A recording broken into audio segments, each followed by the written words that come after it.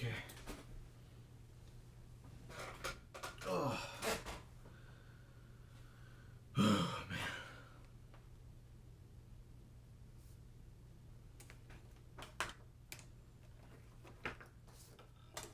I don't have the best streaming setup.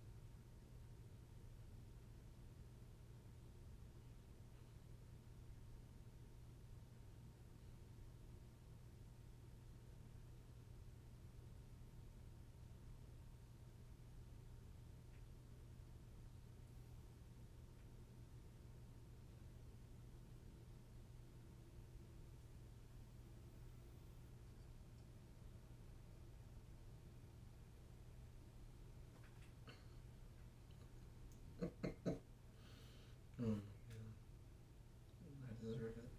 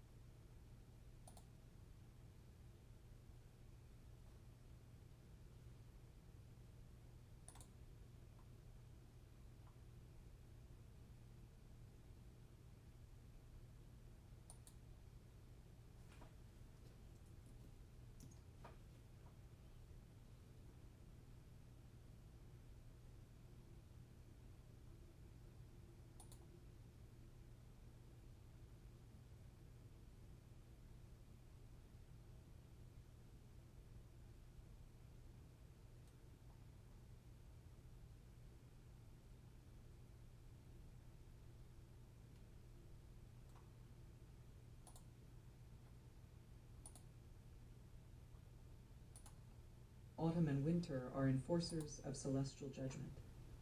The sun and the moon are celestial messengers. The conjunction of stars and planets signifies a gathering of celestial power, and rainbows and shooting stars are omens.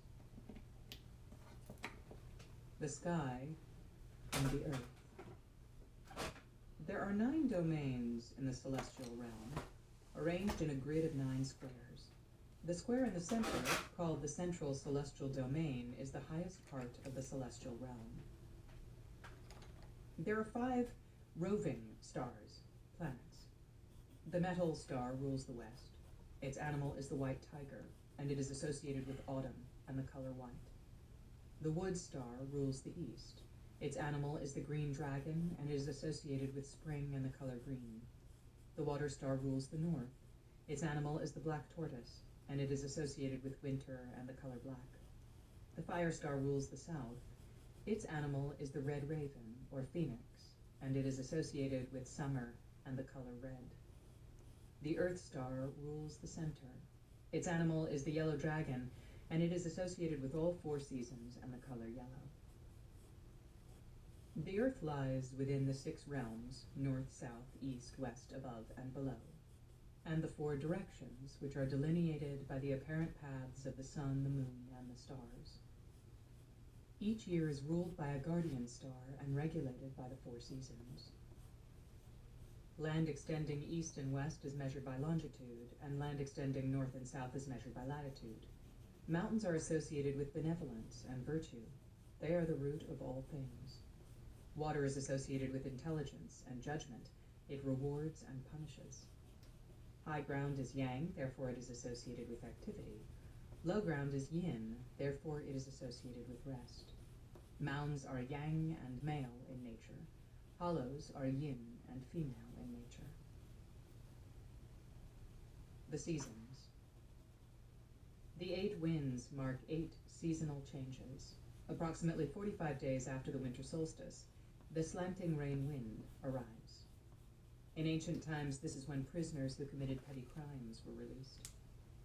Approximately 45 days later, the cleansing and forgiving wind arrives. During this time, the fields are inspected and irrigation ditches are repaired. Approximately 45 days later, the bright and clear wind arrives. At this time, the people offer their best woven cloth to the sky in thanksgiving. Approximately 45 days later, the goodwill wind arrives. This is when common citizens who have contributed to the welfare of the state are rewarded. Approximately 45 days later, the cool breeze wind arrives. At this time, grains and fruits are offered to the earth in thanksgiving. Approximately 45 days later, the confining wind arrives.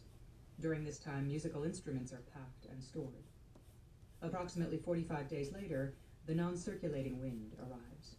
This is the time when houses, public buildings, and roads are repaired. Approximately 45 days later, the frontier wind arrives. At this time, the city gates are closed and the bridges are drawn. It is also the time when certain types of criminals are punished. The 5 elements. Wood chokes earth, earth blocks water, water extinguishes fire, fire destroys metal, and metal cuts wood. Rice grows in spring and dies in autumn. Peppers grow in summer and die in winter. Wheat grows in autumn and dies in summer, and legumes and root vegetables grow in winter and die in summer. When wood is strong, water is weak. When fire begins to strengthen, metal suffocates and earth dies. When fire is strong, wood is weak. When earth begins to strengthen, water suffocates and metal dies. When earth is strong, fire is weak. When metal begins to strengthen, wood suffocates and water dies. When metal is strong, earth is weak. When water begins to strengthen, fire suffocates and wood dies. When water is strong, metal is weak. When wood begins to strengthen, earth suffocates and fire dies. There are 5 colors, 5 flavors, and 5 elements. Of the colors, yellow, white, black, green, and red, yellow is dominant. Of the 5 flavors, sweet, spicy, sour, salty, and bitter, sweet is dominant. Of the 5 elements, metal, wood, water, fire, and earth, earth is dominant. Strengthen wood to restrain earth, cultivate wood to strengthen fire, restrain fire to strengthen clouds, cultivate clouds to obtain rain, water, and strengthen earth to restrain water. Use earth to neutralize water, use water to overcome fire, use fire to melt metal, and use metal to restrain wood. These are the principles of the interactions of the 5 elements. The natural cycle of the seasons and the months. The ancient sages were in tune with the seasons. They observed the changes in nature and kept in touch with the natural order of things. If humanity is not in harmony with the seasons, the balance of nature will be disrupted, and disasters will occur. The first solar month is at the beginning of spring. The ceremonies in this month focus on blessing the household. When the east winds begin to blow, the ice melts. the worms stir, the fish swim to the surface of the lakes, the bears awaken from hibernation and hunt fish at the river shallows, and the ravens begin their journey north. In this month, the enlightened ruler rewards trustworthy subjects, lessens the burdens of the people, and reduces taxes. On the first day of spring, the priests purify the ceremonial grounds, offer jade to the spirits, and ask for blessings and protection. Logging is forbidden, as are the gathering of eggs and the hunting of female animals. In this month, there is no construction of government and public buildings, because the people need to recover from a long winter. If the appropriate ceremonies for the month are not performed, there will be disasters. If the rites of summer are performed in spring, wind and rain will be unpredictable, grass and trees will wither, and there will be fear and anxiety among the people. If the rites of autumn are performed in spring, there will be epidemics, tornadoes, and rainstorms. Weeds will also grow out of control and destroy the crops. If the rites of winter are performed in spring, floods, hailstorms, and What's going on, Ray? will destroy the harvest. The second month is in the middle of spring. Soft rains begin to fall, and the prune and cherry trees start to flower.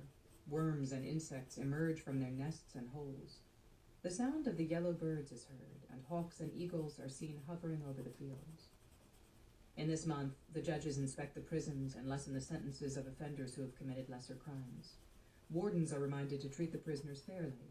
Gifts are sent to orphans, widows, and the elderly, and attention is given to the cultivation of roots and tubers. During this month, the weighing scales of merchants are inspected to ensure that they comply with government standards. Opening the gates of irrigation ditches, burning trees, and using nets to catch fish are all prohibited. There are no military excursions or training this month because the citizens need to get their fields plowed. What's up, Savage Doodles? If the rites of autumn are performed in the second month, there will be floods, icy winds, and violent crimes. If the rites of winter are performed, the breath of yang will not be sufficient to withstand the cold air. Consequently, the wheat crop will be destroyed, and there will be famine and social disorder. If the rites of summer are performed, there will be drought. The heat waves will arrive early, and insects will ruin the crops. The third month is at the end of spring. In this month, trees begin to bloom, and field mice can be seen scampering in the fields. Rainbows are frequent, and water lilies begin to grow in the ponds. During this month, boats are inspected and damages are repaired. Fish is offered at the shrines, and special ceremonies are performed to ensure a good harvest at sea. The breath of life is strongest in the third month because the vapor of yang penetrates deep into the earth to make all things grow. Farmers are encouraged to devote all their efforts to cultivation. No tribute is collected, and poor families are given seeds and farming supplies. Gifts of cloth and coins are sent to the nobles and civil servants who have contributed to the welfare of the state. Dams and irrigation ditches are inspected and repaired before the start of the rainy season. To prevent flooding, each town mobilizes its citizens to repair the dikes and dredge the water channels. The sale and transportation of hunting weapons, poison, and traps are forbidden, as is the cutting of mulberry trees. In this month, the forest is alive with birds, the leaves of the mulberry tree are fully grown, and the equipment for silk making is ready. The emperor's courtiers are instructed to abstain from meat, take ritual baths, and help with the gathering. Thank you, Savage Doodles. The government storage of I gold, like it. iron, leather, and dyes are inspected, and silk and clothing making. We are listening to a book on Taoism. For fairs and festivities, so that Being the people can Taoist, rest and enjoy living music and entertainment. wisdom for living a At balanced the fairs, life. stud animals from the imperial stables are made available for breeding, so that farmers and herders can maintain a healthy stock of oxen and horses. Throughout the country, ceremonial offerings are made at the city gates to ward off evil and destructive forces. If the rituals for this month are performed correctly, there will be adequate rain in the growing season. However, if the rites of winter are performed in this month, there will be cold winds in the growing season. Crops will die, and there will be fear and anxiety among the people. If the rites of summer are performed, there will be epidemics. Rain will be inadequate, and the trees and grass will die. If the rites of autumn are performed, the sky will be cloudy, and there will be floods, war, and destruction. The fourth month is at the beginning of summer. The ceremonies of this month focus on honoring the spirit of the hearth. With the coming of summer, the sounds of crickets and toads are heard. Night crawlers emerge from the tilled earth, the peach trees bear fruit, and bitter melons ripen. On the first day of summer, ceremonies welcoming the summer are performed south of the capital. After the ceremony, government officials who have contributed to the welfare of the state are promoted. A feast is prepared, and citizens known for their virtue and filial piety are recruited into the civil service. During this month, no buildings are to be demolished, no new structures erected, and no large trees felled. Grasslands are inspected, and their natural resources are estimated. Farmers are told to watch for wild animals and birds that may destroy the crops. When the first grains of the wheat are harvested, there are ceremonies of thanksgiving, and petty criminals are released from prison. In this month, the state apothecaries are inspected to ensure that there are sufficient herbs in case of epidemics. Thank you, Ray. Yeah. If the rites of I enjoyed it. Overall, I think it's fun. I think it's crops will not grow. it kind of like keeps me situated here, keeps me focused more, you know. So I do like streaming. Grass and trees will wither early, and cities will so be far, destroyed even by if like I don't have a lot of If the rites of followers, spring are performed, I don't even there will mind be if I ever locusts get any and followers. rainstorms, I and like fruits will not doing ripen. it. The fifth month is in the middle of summer. At this time, yang is at its height. Praying mantises are seen in the fields, bird songs are heard in the woods, and the sounds of the toads have disappeared. The ceremonies of this month focus on honoring the spirits of the mountains, rivers, and springs. During this month, the important ceremony of rainmaking is also. I am glad that you like it. The rituals are It is accompanied by relaxing. music and the offering of wheat grains, chickens, apricots, and peaches. In this month, the cutting of blue grass and the burning of charcoal for cloth dyeing are forbidden, as is the drying of large quantities of cloth under the hot sun. The city gates are open, My cat is being and adorable. merchandise from the border towns is made available in the markets. The sentences of serious offenders are reduced, and food and supplies are given to widows, orphans, and the elderly. During this month, the oxen and the horses are pregnant. Livestock is rounded up, horses are trained, and the pregnant animals are put in separate stalls for safety. As And that's summer okay. reaches its height, the deer grow their antlers. I don't have a lot of the sounds followers. cicadas are I don't heard, need and 'em. Summer grasses are tall. I love them. Open fires in the countryside are prohibited. You know, I'm Shepherds just are starting and encouraged to take their flocks to dedicating market, some time to it. and So we'll citizens see are where allowed it to move goes. to the mountains or live in tree houses. See if I can grow it a little more. If the rites but of winter are performed in the fifth Ultimately, month, it's hail I and gotta know frost I will like it damage the first. crops. That's the big thing. Roads will be blocked by landslides, and there will So be far, I no like it. among the So troops. far, it's If the rites of spring are performed, Cool. the crops will not ripen. Harmful Bless you. insects will destroy the seeds, and there will be famine. If the rites of autumn are performed, grass and trees will wither, fruits will be sour, and there will be drought and plagues. After the summer solstice, the breath of yin begins to rise.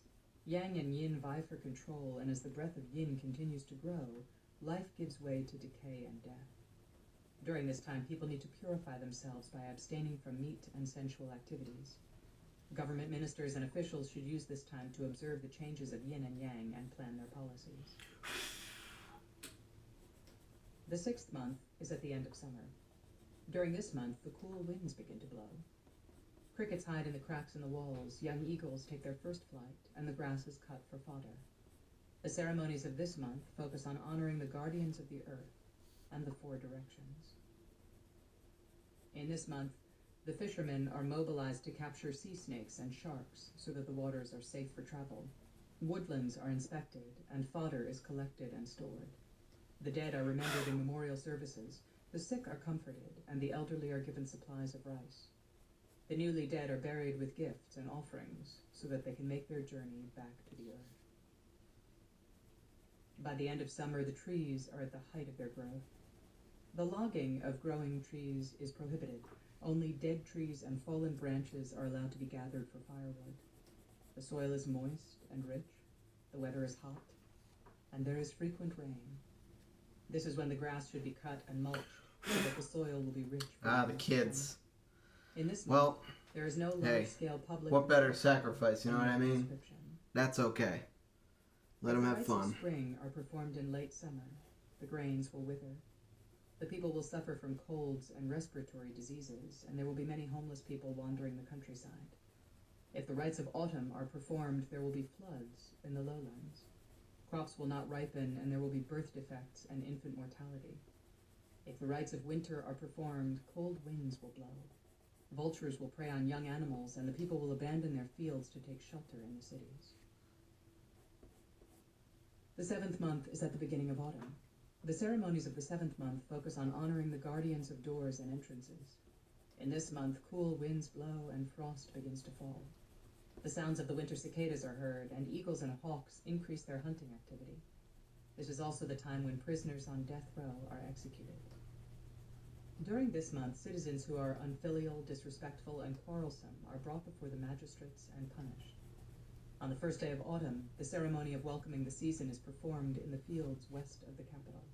After the ceremony, military officers and soldiers who have demonstrated bravery are Harry Potter's pretty dope. The commanders are instructed to Not gonna lie, sucks that J.K. Rowling isn't a great person, but and given the chance to lead military great excursions movies, against bandits and insubordinate passable tribute movies. kingdoms. Patrols are increased along the nation's borders to ensure that the frontier towns are protected from invasion. In the towns and villages, the judges review the codes of law, inspect the prisons, and try cases of rape and domestic violence. In the beginning of autumn, things in the natural world begin to decay. The last grains are harvested, taxes are collected, dams are strengthened, government buildings are repaired, and public construction projects are initiated. In this month, no titles are invested, no ambassadors are sent, and no coins are minted. If the rites of this month are performed properly, the heat of summer will dissipate, and the cool winds will arrive. However, if the rites of winter are performed in autumn, the breath of yin will stifle the land. Insects will destroy the harvest, and there will be war. If the rites of spring are performed, there will be drought. The breath of yang will choke the land, and the 5 grains will not ripen. If the rites of summer are performed, there will be forest fires in winter. Heat and cold will be unpredictable, and there will be epidemics. The 8th month is at the height, middle, of autumn. At this time, flocks of migrating birds are seen heading for warmer lands. During this month, serious offenders and hardened criminals are sentenced. Prison security is increased, and justice is carried out swiftly. The elderly are given clothing and food supplies. Military installations, barracks, bridges, irrigation ditches, granaries, barns, and warehouses are repaired or built. Grain, dried vegetables, and hay are collected into warehouses in preparation for winter. Farmers are encouraged to plant wheat before winter arrives, and those who neglect their duties are fined. In mid-autumn, the breath of life continues to dissipate. The vapor of yang decreases daily. Water begins to chill. At this time of year, weights and measures are checked and calibrated. Border gates are unlocked, markets are opened, and merchants are encouraged to travel between villages. Goods from different parts of the country are circulated and sold. Citizens are encouraged to travel for leisure, and people from foreign countries are invited to visit and conduct business. In this way, the economy of the nation thrives, and the treasury is filled. If the rites of spring are performed at the height of autumn, there will be no rain. Flowers and trees will not wither to prepare for winter, and there will be fear and distrust among the people. If the rites of summer are performed, there will be severe drought. The worms will not burrow into the earth, and there will be no harvest the next year. If the rites of winter are performed, there will be windstorms and untimely rain, and grass and trees will wither early. The 9th month is at the end of autumn. By this time, the birds have migrated south. The chrysanthemum flowers are in bloom, and leopards and tigers are constantly hunting. During this month, frost begins to fall. Dried food, fodder, firewood, and other provisions are collected and stored for the winter. Public works are halted. Construction workers and farmers are advised to return home so that they will not be exposed to the chilly winds. The rate of taxation and tribute for the next year, based on the yield of the past year, is announced. In the last month of autumn, soldiers are drilled and assigned to battalions. Commanders, troops, and war machines are assembled in the training fields, and military exercises are conducted. By this time of year, the grass has withered, the trees are without leaves, and animals have burrowed into the ground. The cutting of trees is prohibited. Firewood must be gathered from fallen branches. Criminal cases are tried and sentences are passed. Delinquent taxes and tribute are collected, and excesses are returned. Obstacles are cleared from the roads to ensure that traffic on the main thoroughfares can move smoothly. If the rites of summer are performed in late autumn, there will be disastrous flooding. The provisions stored for winter will be damaged, and there will be widespread epidemics of colds and respiratory problems. If the rites of winter are performed, bandits and thieves will thrive. Border towns will be invaded, and there will be earthquakes. If the rites of spring are performed, there will be hot winds in the cool months. The people will be lazy and weak, and there will be war and violence. The 10th month is at the beginning of winter. The ceremonies of this month focus on honoring the spirit of wells and Sweet. springs. In this month, water begins to freeze. The ground is cold, and earthworms have disappeared. The nation is readied for winter. The relocation of homes is prohibited, and those caught on the road are transported back to their respective hometowns. Criminals on death row are executed, and instigators of civil disturbance are punished. On the first day of winter, the ceremony of welcoming the winter season is performed in the fields north of the capital. After the ceremony, those who have died in the service of the nation are honored. Gifts are sent to their families and descendants, and orphans and widows are comforted. The breath of yin reaches its height on this day. During this month, all the grains are gathered into granaries. The city walls are inspected and repaired, guards are posted at the gates, and the locks on the gates are secured. The border patrols are put on These are alert, cool. and roads and footpaths along the frontier are cleared of obstacles.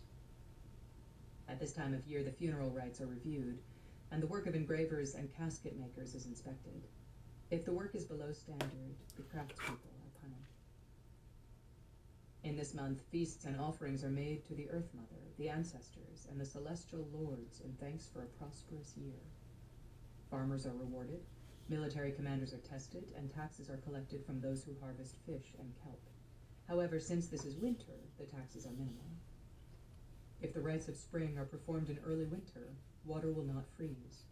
The vapors of the earth will rise, and people will be forced out of their homes. If the rites of summer are performed, there will be strong warm winds, and swarms of insects will appear.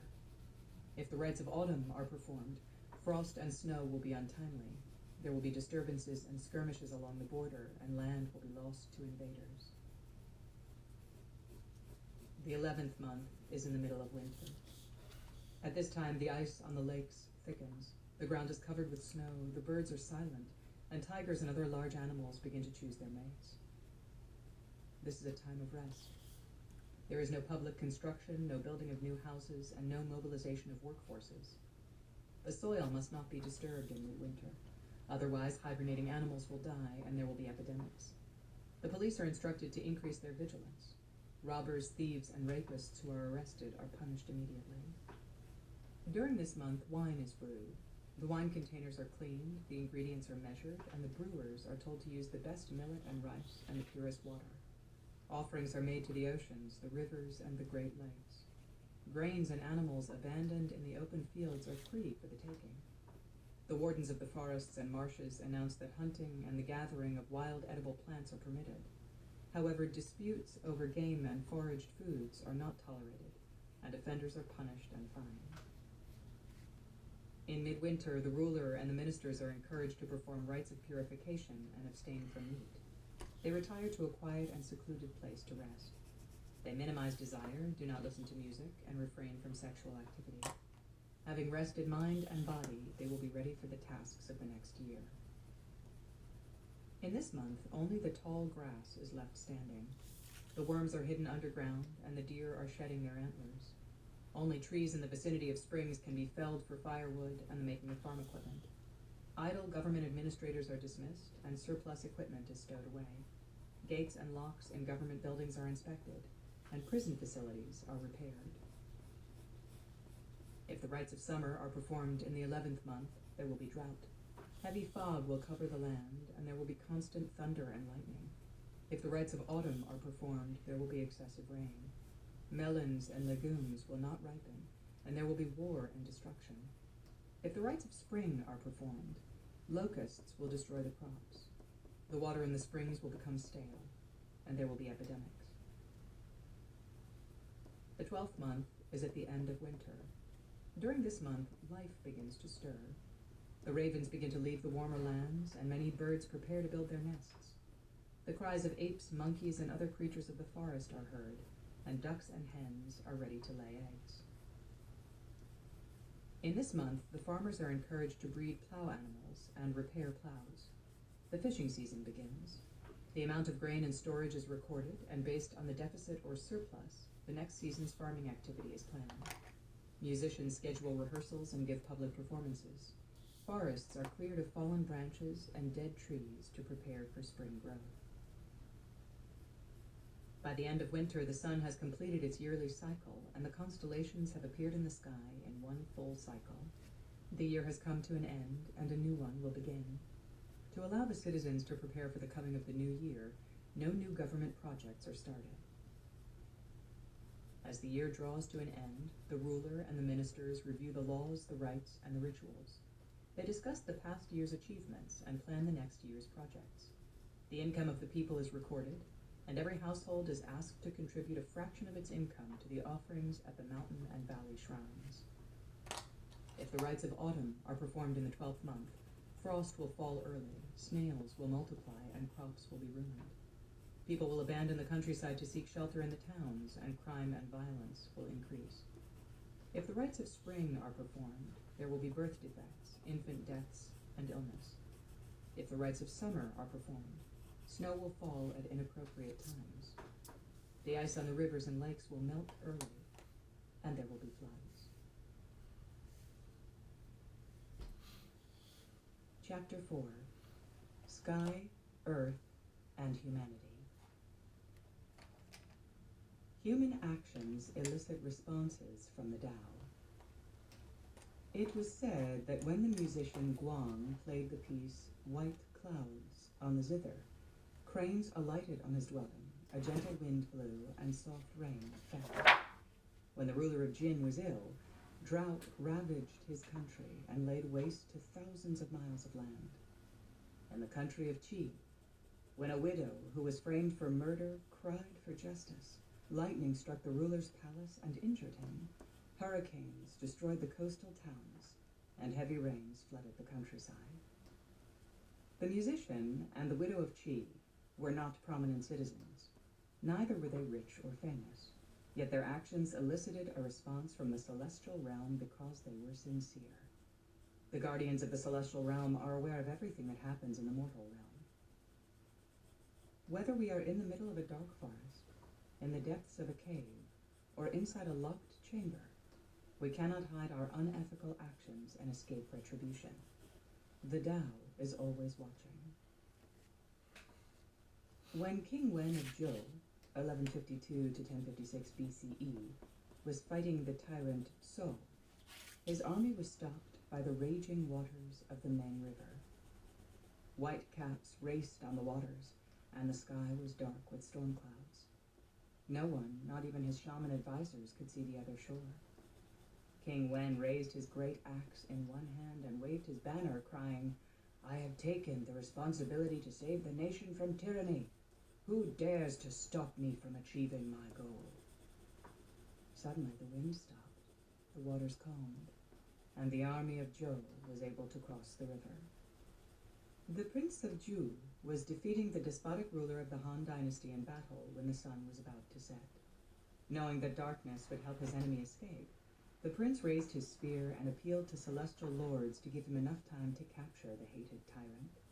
The sun reversed its path and climbed back above the horizon. Connecting to the Tao and the celestial way. To value life, to retain the true spirit, to care for the body, and to persevere under the most trying circumstances, these actions are sufficient to elicit empathy from the Tao. If the spirit is in harmony with the Tao will respond in support. If the Tao empathizes with warriors who are not afraid of death, how much more will it empathize with people who see the sky and the earth as home, who regard all things as related, and who befriend the forces of yin and yang?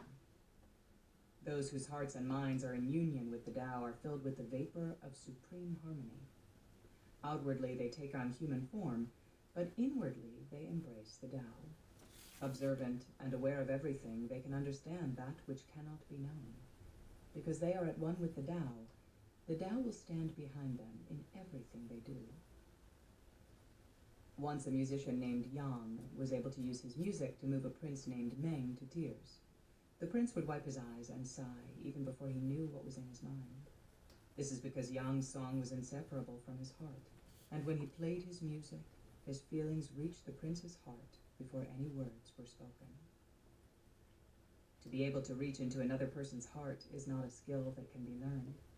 It is attained only when the barrier between the self and the external world is dissolved. If you imitate outward behavior without the true feelings, people will recognize your deception immediately and know you are insincere. The great archer Bo could hit a bird perched on a building 1,000 feet high, and the legendary fisherman Chan could catch a fish from the deepest lake. Having cleared their minds, honed their skills, and focused their wills, they were no longer separated from their targets. As far as they were concerned, the bird was shot, and the fish was caught before the arrow left the bow or the line was dropped into the water. All things are connected. There is a mysterious force behind the interaction of things that even the most intelligent cannot understand. For example, when the east wind blows, wine becomes stale. When silkworms weave their cocoons, the strings on a zither become brittle and break.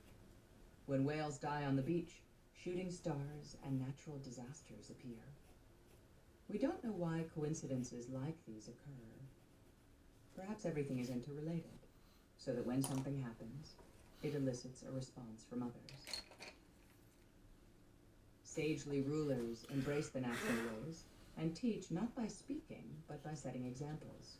They care for the people and are only interested in leading them in the ways of goodness. Under their leadership, the sun and the moon follow their courses. Rain and snow are timely, and disasters are uncommon. However, if the ruler is corrupt and the ministers are rebellious, omens appear in the sky. The 5 vapors of the sun spread to block out the clear sky. The sun scorches the land, and the rain causes floods. Animals behave strangely. People lose their connection to the natural ways, and there is a need for strict laws and enforcement of order. Clouds born from mountain vapor appear like swaying grass. Clouds born from steam vapor appear like fish scales. Clouds born from the hot vapor of the sun appear like smoke, and clouds born from ocean vapor appear like breakers. Each type of cloud has characteristics related to where it originated. This is because everything in the universe is connected. Yin and yang follow the natural way. Pure yin is like the coolness of a crisp wind. Pure yang is like the heat of the summer sun. When pure yin and pure yang interact, 10,000 things are created. If there was only yang and no yin, or vice versa, there would be no creation. Such is the natural way. Thus, if you want foreign nations to respect your country, you must follow the natural way and not be intrusive. If you want your subjects to be loyal, you must follow the natural way and instill harmony among them. Let the natural way direct your actions. Be unassuming and accomplish your goals quietly. In this way, there will be peace and stability in the nation. The fields will be cultivated. Troops will not have to be sent abroad to fight foreign wars, and the people will be contented. These are the subtle ways of ruling. Faster than the swiftest runner, the interactions of yin and yang play out their course. Sinking and floating, brightening and dimming, their cycles of change all follow the natural way. It is difficult to heat resin in winter and make ice in summer. In the same manner, you cannot use an herb whose function is to strengthen bones to cure an upset stomach. All these things are difficult, if not impossible, because they run counter to the natural way of things. Understanding the natural order. Know the natural order of things, and you will not meet with disaster. The Tao is impartial and has no vested interests. Those who follow it will have more than enough. Those who do not follow it will always be lacking. Those who follow the natural way will come to prosperity. Those who do not follow it will meet with misfortune. It is hard to measure gain and loss. Depending on the point of view, what is considered by one person as gain may be considered by another as loss. Therefore, we should not argue over gain and loss or let it direct our lives. In the Tao, there is no gain and loss, no success or failure. There are only circumstances and events that we evaluate and measure from our point of view. We can use fire to melt metal and burn wood. However, we cannot use a magnet to attract clay. Each thing has its function. Use an object according to its natural function, and you will succeed. Use it to do something that it was not made to do, and you will not accomplish anything. Rubbing flint together can make fire, a magnet can attract iron, and sunflowers turn toward light. These things happen naturally. Even the most intelligent people do not know why. You cannot understand the nature of things using the senses and the intellect. You cannot distinguish truth from falsehood by looking at things from your personal perspective. Only those who are in tune with the natural order of things can intuitively know what will happen. When there are landslides, rivers will be blocked. When there are master sword makers, there will be superior weapons. When ministers are corrupt, tyrants will appear. When a ruler is assisted by wise advisors, great deeds will be accomplished. This is the natural way of things. Given the circumstances, we cannot force the outcomes to be otherwise. Part 2. The Taoist in Domestic Life. The art of embracing simplicity. Teachings from Principles of Nourishing Life and Cultivating Longevity, Peng Zhu's Method of Prolonging Life, and Embracing Simplicity. Chapter 5. Understanding the Energy of Life. Lao Tzu said the following: "The valley spirit that does not die is the mysterious female. The gate of the mysterious female is the root of the sky and the earth." He Shang Gong, 202 to 157 BCE, known as the Sage of the River, added the following: "Valley means protection. If we are Thanks, able to I used protect the teabag. spirit, we will live long and never die. The spirit guards the 5 viscera. Within the liver is the luminous spirit.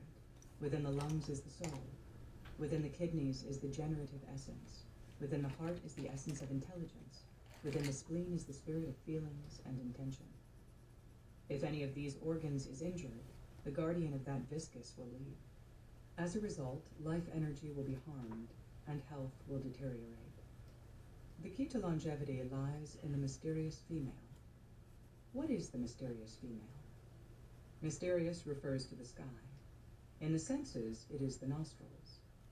Female refers to the earth. In the senses, it is the mouth. The vapor of the sky enters through the nostrils and is stored in the heart. This vapor is fresh and subtle. When it enters and resides in the heart, it makes us intelligent and wise. However, when coupled with discursive thought, it gives rise to excitement, anger, desire, fear, and anxiety. The ruler of these feelings is male in nature. Entering through the nostrils, the vapor of the sky interacts with the vapor stored in the heart. Exiting through the nostrils, the vapor of the heart returns to the sky. The earth provides us with food and is the source of the 5 flavors: sweet, sour, bitter, spicy, and salty. The vapor of the earth enters through the mouth and resides in the liver. The 5 flavors interact with the muscles, the bones, and the blood, and when coupled with feelings, give rise to happiness, anger, sorrow, delight, love, and hate. The ruler of these 6 feelings is female in nature. Entering through the mouth, the vapor of the earth interacts with the vapor stored in the liver. Exiting through the mouth, the vapor of the liver returns to the earth. The cycles of inhalation and exhalation are intimately tied to the interactive exchange between the vapors of the sky and the earth and the vapors of the body. The nostrils and the mouth are the orifices where the primordial vapors of the sky and the earth enter the human body. Primordial vapor enters the body as the subtle breath, which is soft and elusive. To absorb the vapors of the sky and the earth, inhalation and exhalation must be natural and not forced. Only in this way can the vapors of the sky and the earth enter the body to nourish the internal organs. Distance yourself from desire, and you will live a long and healthy life. Let desire run your life, and the spirit will lose its brightness. When the spirit loses its luminosity, the production of the generative essence will be compromised. When the generative essence is low, the body will weaken. With the continued weakening of the spirit and the body, there will be no alternative but early death. There are 9 orifices in the body: 2 eyes, 2 nostrils, 2 ears, the mouth, the anus, and the sexual orifice. If you want to live a long and healthy life, you must make sure that the life energy does not leak out from these openings. Constant stimulation of the senses, sight, sound, smell, taste, and touch, can dissipate the life energy stored in the internal organs. Unregulated sexual activity can lead to generative energy exiting through the sexual orifice, and unhealthy eating and drinking habits can force life energy out through the anus. Some people die early because their lives are too rich and luxurious. They desire too much and try too hard to get what they want. Not knowing contentment, they distance themselves from the simple and natural ways. Taxing mind and body, they expend more energy than they can gather in. Consequently, they use up energy that should be conserved for maintaining health in their later years. It is said that those who are adept at cultivating and nourishing their life energy will not meet with harm. Animals won't attack them in the wild, robbers won't menace them, and weapons will not kill them. This is not because they are protected by mysterious and magical forces, but because they don't get themselves into harmful situations in the first place. In harmony with the natural world, they automatically avoid the paths of hungry predators. Not displaying their wealth, they do not attract robbers. And knowing the nature of danger, they never find themselves in adverse situations. The human body is like a country, divided into regions. The body has 3 regions. The first region is the head, and its seat of government, or palace, is the upper elixir field, energy center. The second region is the area around the heart, and its seat of the government is the middle elixir field. The third region is the abdomen, and its seat of government is located in the lower elixir field.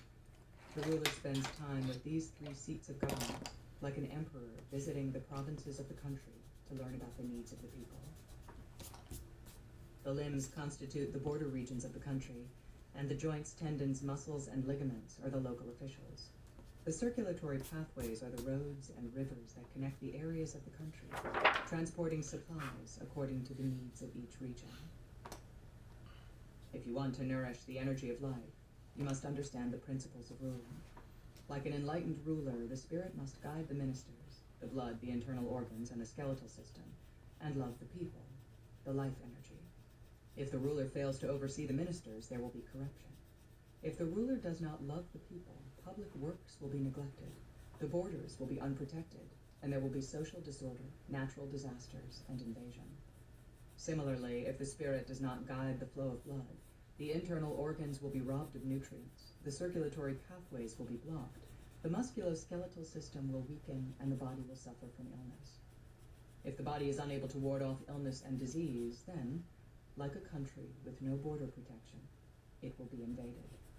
If the invaders cannot be driven out, the people will die, the government will fall, and the nation will cease to exist.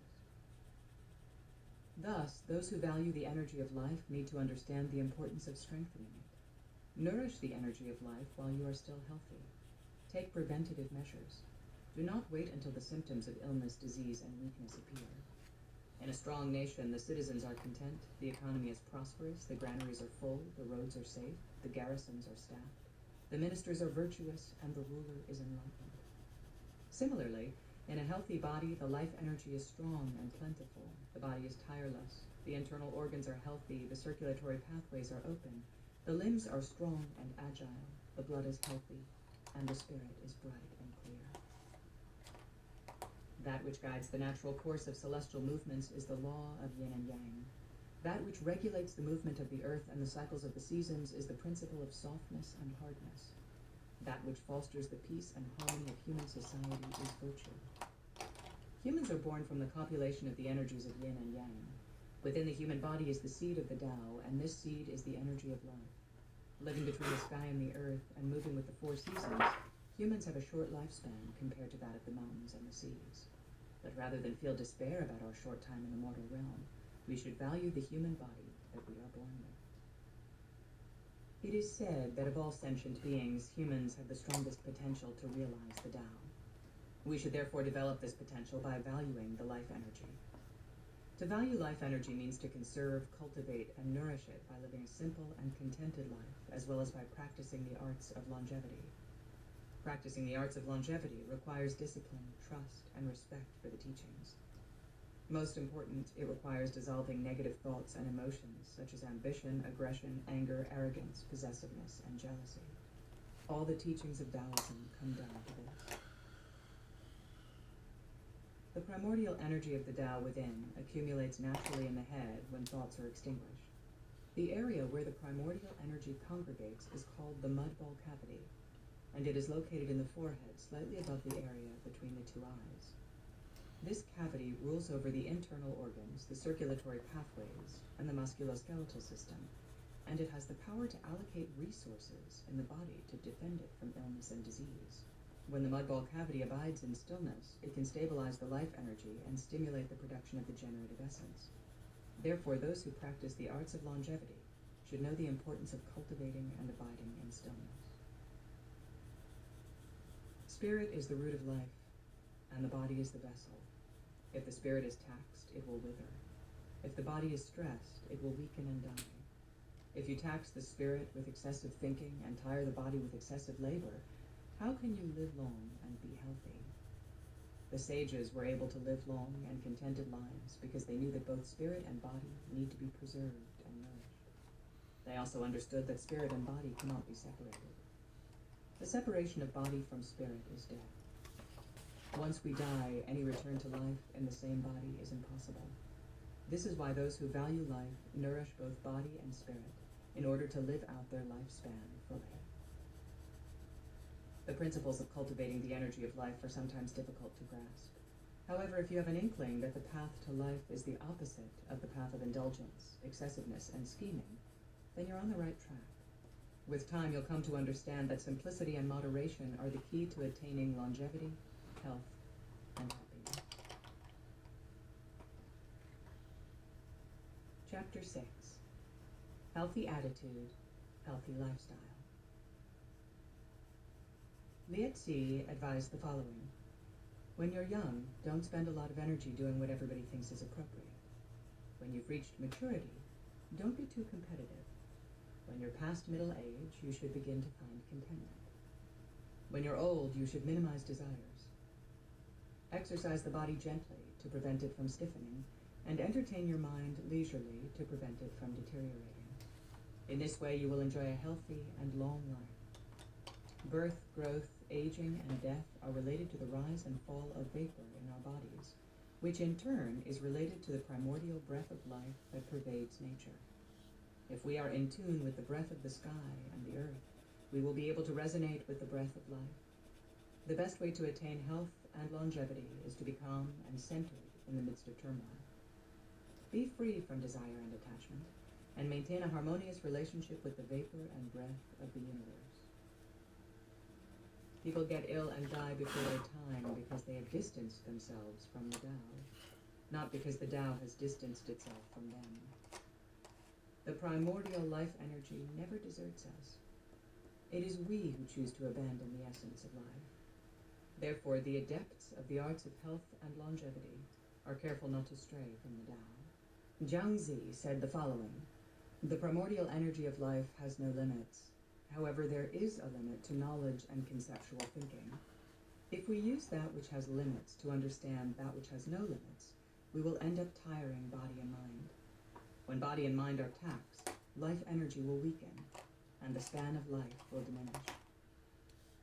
People often think that they need to scheme and compete to get what they want. This is because the wayward mind has taken over their lives. The wayward mind is devoted to only one thing, fulfilling its desires. If we are free from the clutches of the wayward mind, we will return to the natural disposition of simplicity. The spirit knows contentment and understands the limits of conceptual thinking. In contrast, the wayward mind is arrogant and thinks that it is powerful and limitless. The wayward mind is so delusional that it believes that ants can move rocks. Consequently, it will not hesitate to expend energy and sacrifice the body to get what it wants. To be dominated by the wayward mind is the surest way to deplete energy and shorten the lifespan. Those who understand that life is precious will not engage in activity that harms life. Those who understand destiny will not force themselves to do what they cannot do. Let life run its natural course. Do not interfere with it, and we will each live out our natural lifespan. On the contrary, If we try to force body and mind to do what they are not endowed to do, we will forfeit what we have been given at birth, expending the energy that has been allotted to us for life in half that time. The natural way of the Tao is to give birth to and nourish all things. When growth reaches its maximum, it will give way to decline. When decline reaches its limit, growth will begin again, and life will be renewed. Humans know only growth and decline, not renewal. They think that by producing offspring, they are assured of immortality by having descendants. Consequently, after they have borne or sired children, they continue to waste their generative energy. They don't know that when their generative energy is depleted, they will die. Worse, they don't know that spirit energy is the source of generative energy. Thoughts expend the energy of the spirit, and when the spirit is exhausted, it will no longer produce generative energy. When generative energy is low, the body will weaken and be vulnerable to illness. Eventually, when the last drop of generative energy is gone, the body will not be able to sustain itself, and the person will die. Conservation of generative energy is therefore the first step to enhancing health and prolonging life. In addition, if you cultivate and replenish generative energy by nourishing the spirit, you will be able to age with the sun, the moon, and the stars, and be renewed with the seasons. Suspending conceptual thought and minimizing desire can focus and strengthen the spirit. When the spirit is strengthened, generative energy will naturally be plentiful. When generative energy is plentiful, the body will naturally be protected from disease and illness. Rest in stillness, and let the body sink into the subtle vapor of life. Leave your thoughts in places you will not visit, and let yourself return to the natural way. Live in simplicity and abide in stillness, and you will be able to penetrate the mysteries of creation and dissolution, existence and non-existence. Merging with the sky and the earth, you will be able to live a long time. We are endowed with the primordial vapor of the Tao at birth. Why is it that some people live long, whereas others die early? Why are some strong and others weak? Why are some people more intelligent than others? Is our destiny determined by the will of heaven, or are we responsible for our own disposition and fortune? Intelligence is endowed by heaven. However, longevity and health are not predetermined. Although birth, growth, and death are part of natural existence, how we live our lives, healthy or unhealthy, long or short, is entirely in our hands. A fetus that did not receive sufficient nourishment in the mother's womb may be born weak and sickly. However, if care and nourishment are given during infancy and childhood, if generative energy is conserved after puberty, if spirit is cultivated during adulthood, and if physical strength and mental clarity are established through meditation and Qigong exercises, that baby can live a long and healthy life. This is called using post-creation methods to repair pre-creation inadequacies. A fetus that has received sufficient nourishment in the mother's womb is likely to be born healthy. However, if insufficient nourishment is given during infancy and childhood, if generative energy is wasted after puberty, if the energy of the spirit is expended in adulthood by excessive thinking and scheming, and if physical strength and mental clarity are not cultivated, that baby will not live a healthy and long life. This is called ruining pre-creation endowment with post-creation actions. Thus, if a person lives a short and unhealthy life, it is not because destiny has decreed it, but because he or she has lived a lifestyle of eating unhealthy foods, indulging in too much sex and alcohol, and scheming too much after fame and fortune. Similarly, if a person lives a healthy and long life, it is not because it has been decreed by destiny, but because he or she has lived a life of simplicity and contentment. Conserving the generative essence by regulating sexual activity, nourishing the breath of life by practicing Qigong, and cultivating the spirit through stillness, the person is able to live a long and healthy life in happiness and contentment. Those who belittle the powers of nature and its seasonal transformations will meet with calamities. Those who understand and follow the ways of the natural world will be able to harvest its gifts. In spring and summer, you should live in the highlands and mountains to take in the cool air. Spend time outdoors, especially in the morning and the evening. Rise early and finish working before noon. Stay up late and enjoy the night breeze. Eat and sleep less. Too much food and sleep on warm days can dim your consciousness and make you lethargic. The best times to meditate are late at night and early in the morning. In autumn and winter, you should live in lower altitudes. Don't expose yourself to chilly air and cold winds. Spend more time indoors, especially in the morning and the evening. Rise late and finish working before daylight fades. Go to bed early and eat and sleep well. Not eating enough on cold days can weaken the body and muddle your thoughts. Winter is the natural time of rest. Thus, it is the best season for retreating into yourself and spending your days meditating. People in ancient times tapped their teeth together and swallowed saliva to nourish their internal organs. They regulated their breath, circulated their energy, and ingested the vapors of the sky and the earth to vitalize their muscles, joints, and tendons. Engage in these practices regularly, and your limbs will be agile and strong, and your internal organs will be whole and healthy. When the 5 viscera and the 6 bowels, bladder, gallbladder, stomach, large intestine, small intestine, and the triple heater meridian, function harmoniously, you will be protected from disease and illness and live a long and healthy life. Scheming, desiring, hating, worrying, acting recklessly, talking loudly, being rude and boisterous, being uncontrollably excited and elated, and living in fear and doubt can destroy life energy. Minimizing these actions is the key to nourishing life. Too much thinking and scheming damages the spirit. Too much desire can make us anxious and indecisive. Excessive talking and boisterous behavior harm intelligence and reduce mental clarity. Too much physical activity weakens the bones and tendons. Too much talk disrupts the natural rhythm of the breath. An angry disposition harms the heart. Being easily excited or depressed damages the liver and lungs. And being hateful blocks circulation in the meridians. In general, a life with moderate physical and mental activity tends to be healthy. People who don't worry too much or want too much are more likely to live long lives. On the contrary, people who are concerned about getting ahead, becoming famous, and getting rich usually end up living short and unhappy lives. People who have the means to indulge in luxuries often live less healthy lives than those who don't, and hermits live longer than those who actively seek fame. This is because the more complicated the lifestyle, the more energy is expended. We expend energy when we are angry, competitive, anxious, worried, and devious. We expend energy when we hate, fear, desire, and argue.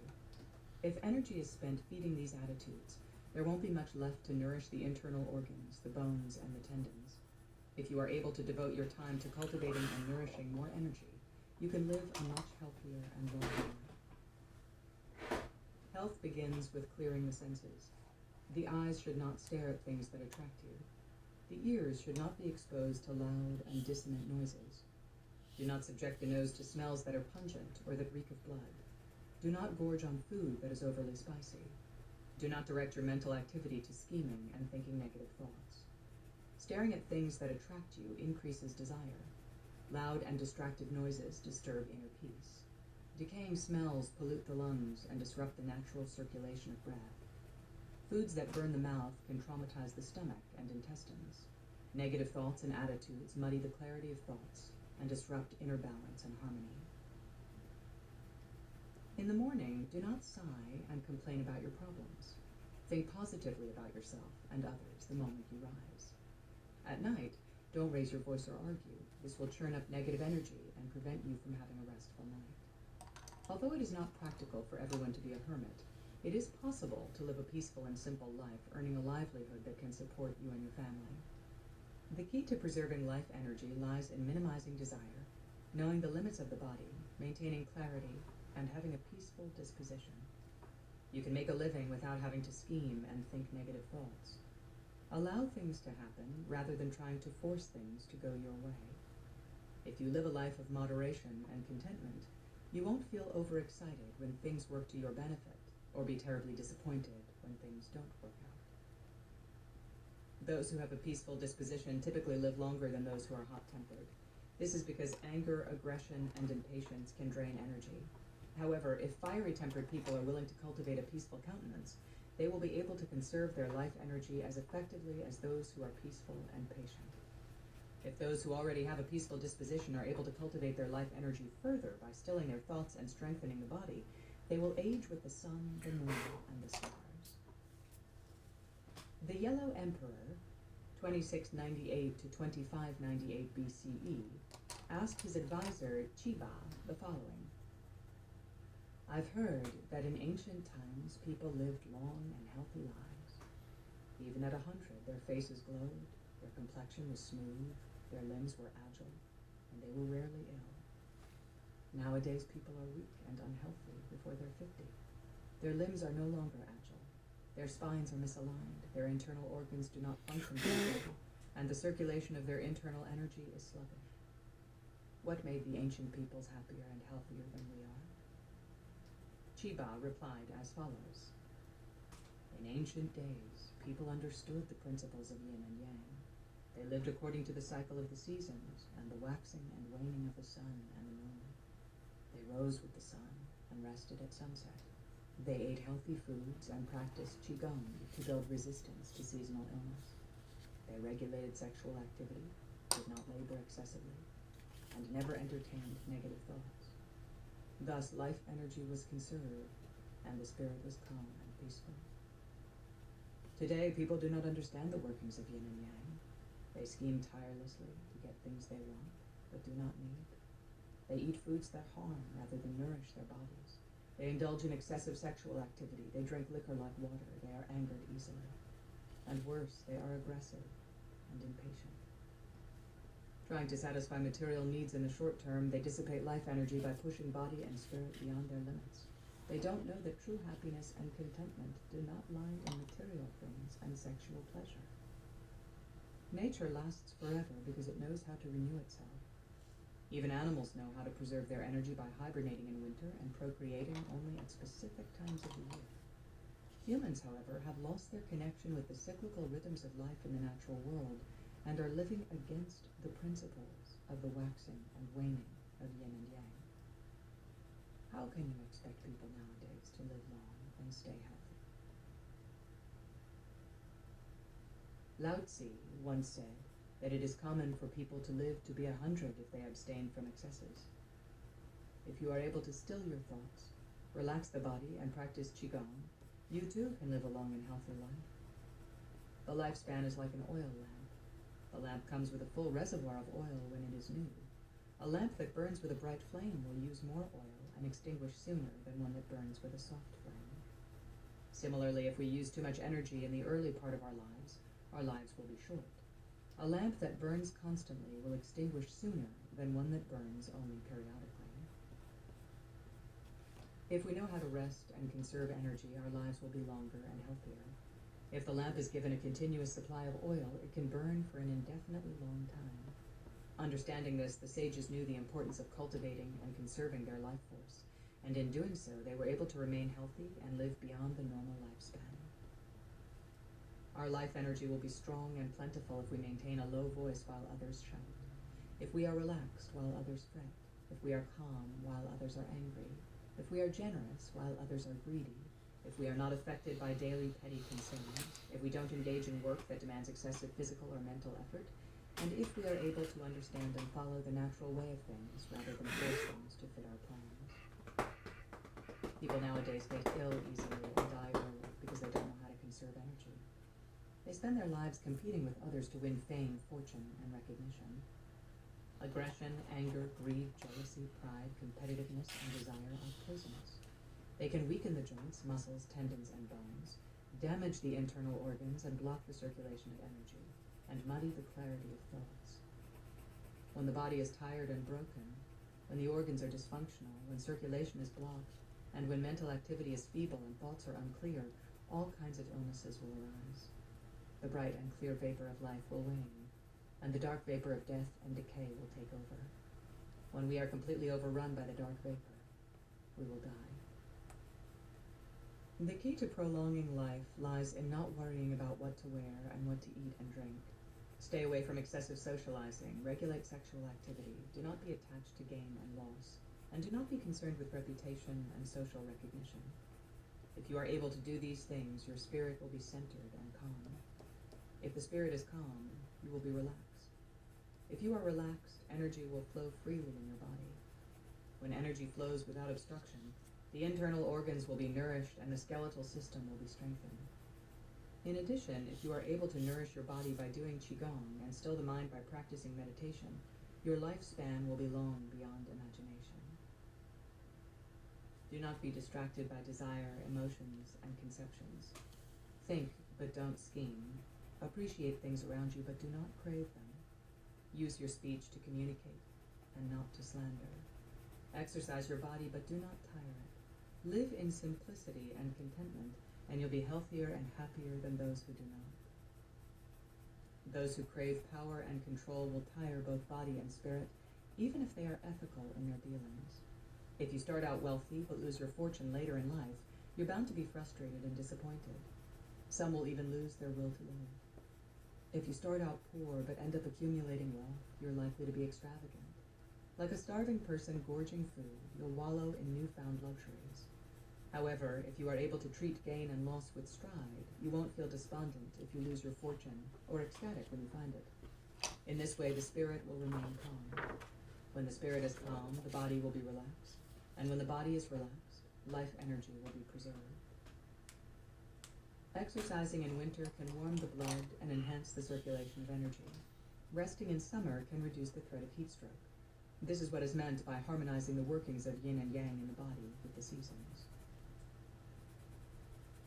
The key to preserving life lies in not walking too much, not sitting too much, not sleeping too much, not thinking too much, and not stimulating the senses too much. Also, don't overeat, don't get intoxicated, and don't get too attached to gain and loss. Follow the principle of moderation, and you will live a long and healthy life. The destiny of our lives is in our hands, not in others, nor is it in a deity's. Those who do not understand this are doomed to suffer ill health and die before their time. Many people don't value their life energy, and therefore they waste it by indulging in pleasure and material things. Others value their life energy but keep putting off conserving it. And some don't even know that life energy is intimately linked to lifespan. If you don't know how to conserve life energy, you'll end up spending most of it before you reach middle age. If you use all the nutrients in the soil for your grove in one season, the trees will have no nourishment in future years and will wither and die. If you neglect to repair small leaks in a dam, the structure will burst without warning and you will drown. Managing an orchard and repairing a dam are things you can do. They are not determined by the stars you were born under or the will of any deities. Similarly, the choice of conserving or wasting your life energy is yours to make. If you value your life, you should calm your spirit, dissolve your desires, and relax your body. It's not uncommon for people to live a long time without illness if they know how to conserve life energy. The principles of conserving the energy of life can be summed up as follows. Preserve generative energy by regulating sexual activity. Nourish the spirit by regulating mental activity. Cultivate vital energy by minimizing speech. Care for the body by not subjecting it to extreme activities, by practicing the techniques of enhancing life, such as Qigong and meditation, and by not eating or sleeping too much. Do not be attached to gain and loss and social recognition. Do not harbor negative thoughts, and do not engage in activities that hurt others. It is not healthy to be inactive. If you don't move frequently, the body will weaken. If you're bored, your intelligence will be dulled. If the spirit wanders, it will become wayward. However, it is also unhealthy to push physical and mental activities to the extreme. If you try to lift weights beyond what your body can handle, run or swim beyond what your body can endure, or neglect to rest after heavy physical labor, you will damage your joints, muscles, tendons, and bones. If you try to solve problems beyond your mental capacity, force yourself to learn that which is beyond your intellect, or neglect to rest after long hours of mental activity, you will injure your spirit and generative essence. Nourish and relax the body with Qigong exercises. Calm the spirit with meditation. Yang starts to rise at 11 o'clock at night, and Yin begins to rise at 11 in the morning. At these times, spirit and body should be at rest to allow a smooth transition between the waning of one vapor and the waxing of the other. In between these critical times, engage in a balance of physical and mental activity. Lethargic inactivity is like a pool of stagnant water filled with decaying vegetation. However, water that is constantly stormy also cannot support life. A healthy lifestyle always balances movement and stillness. That's why it is good to take walks after meals. A mild and relaxing activity helps the digestion of food. If activity and inactivity are not balanced, food will not be digested properly. As a result, the circulation of energy in the meridians will be sluggish, and spirit and body will become dull and lazy.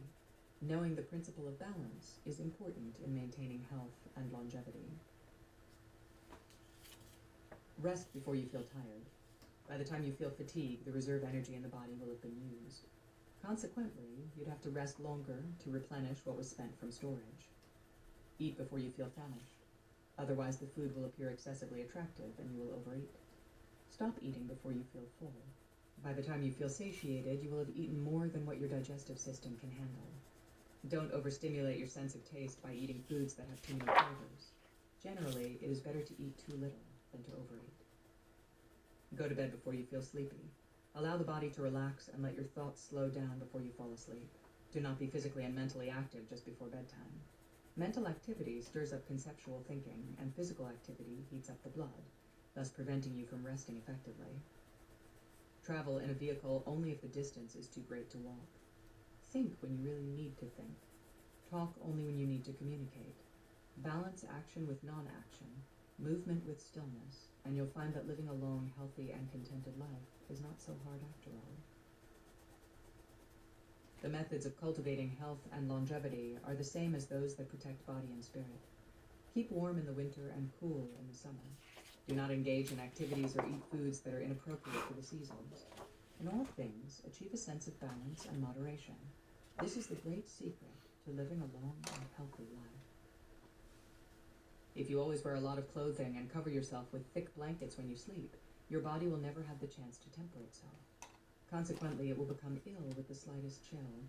If you always eat rich food, if you never miss a meal, and if you reach for snacks even when you are not hungry, you are bound to have digestion and weight problems.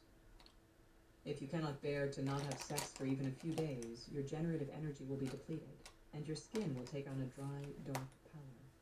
This is because the generative essence that is the source of youthfulness will have no time to regenerate and moisten your skin and brighten your complexion. Listen to loud music all day and your hearing will suffer. Tax your eyesight and your acuity will decrease. Frequent participation in sports that arouse excitement can dull your thinking. Having negative attitudes and scheming to take advantage of others can drain your life energy. Often we don't know we are injured until it's too late. This is because we wait for the body to give us signals of pain and discomfort before we acknowledge that there is a problem. The causes of injuries and illness are usually planted way before the symptoms emerge, and these causes usually stem from an unhealthy lifestyle. The sages lived long and healthy lives because they understood contentment and stayed away from activities that harm body and spirit. They knew that activity and non-activity are like fire and water. You must not have too much of either.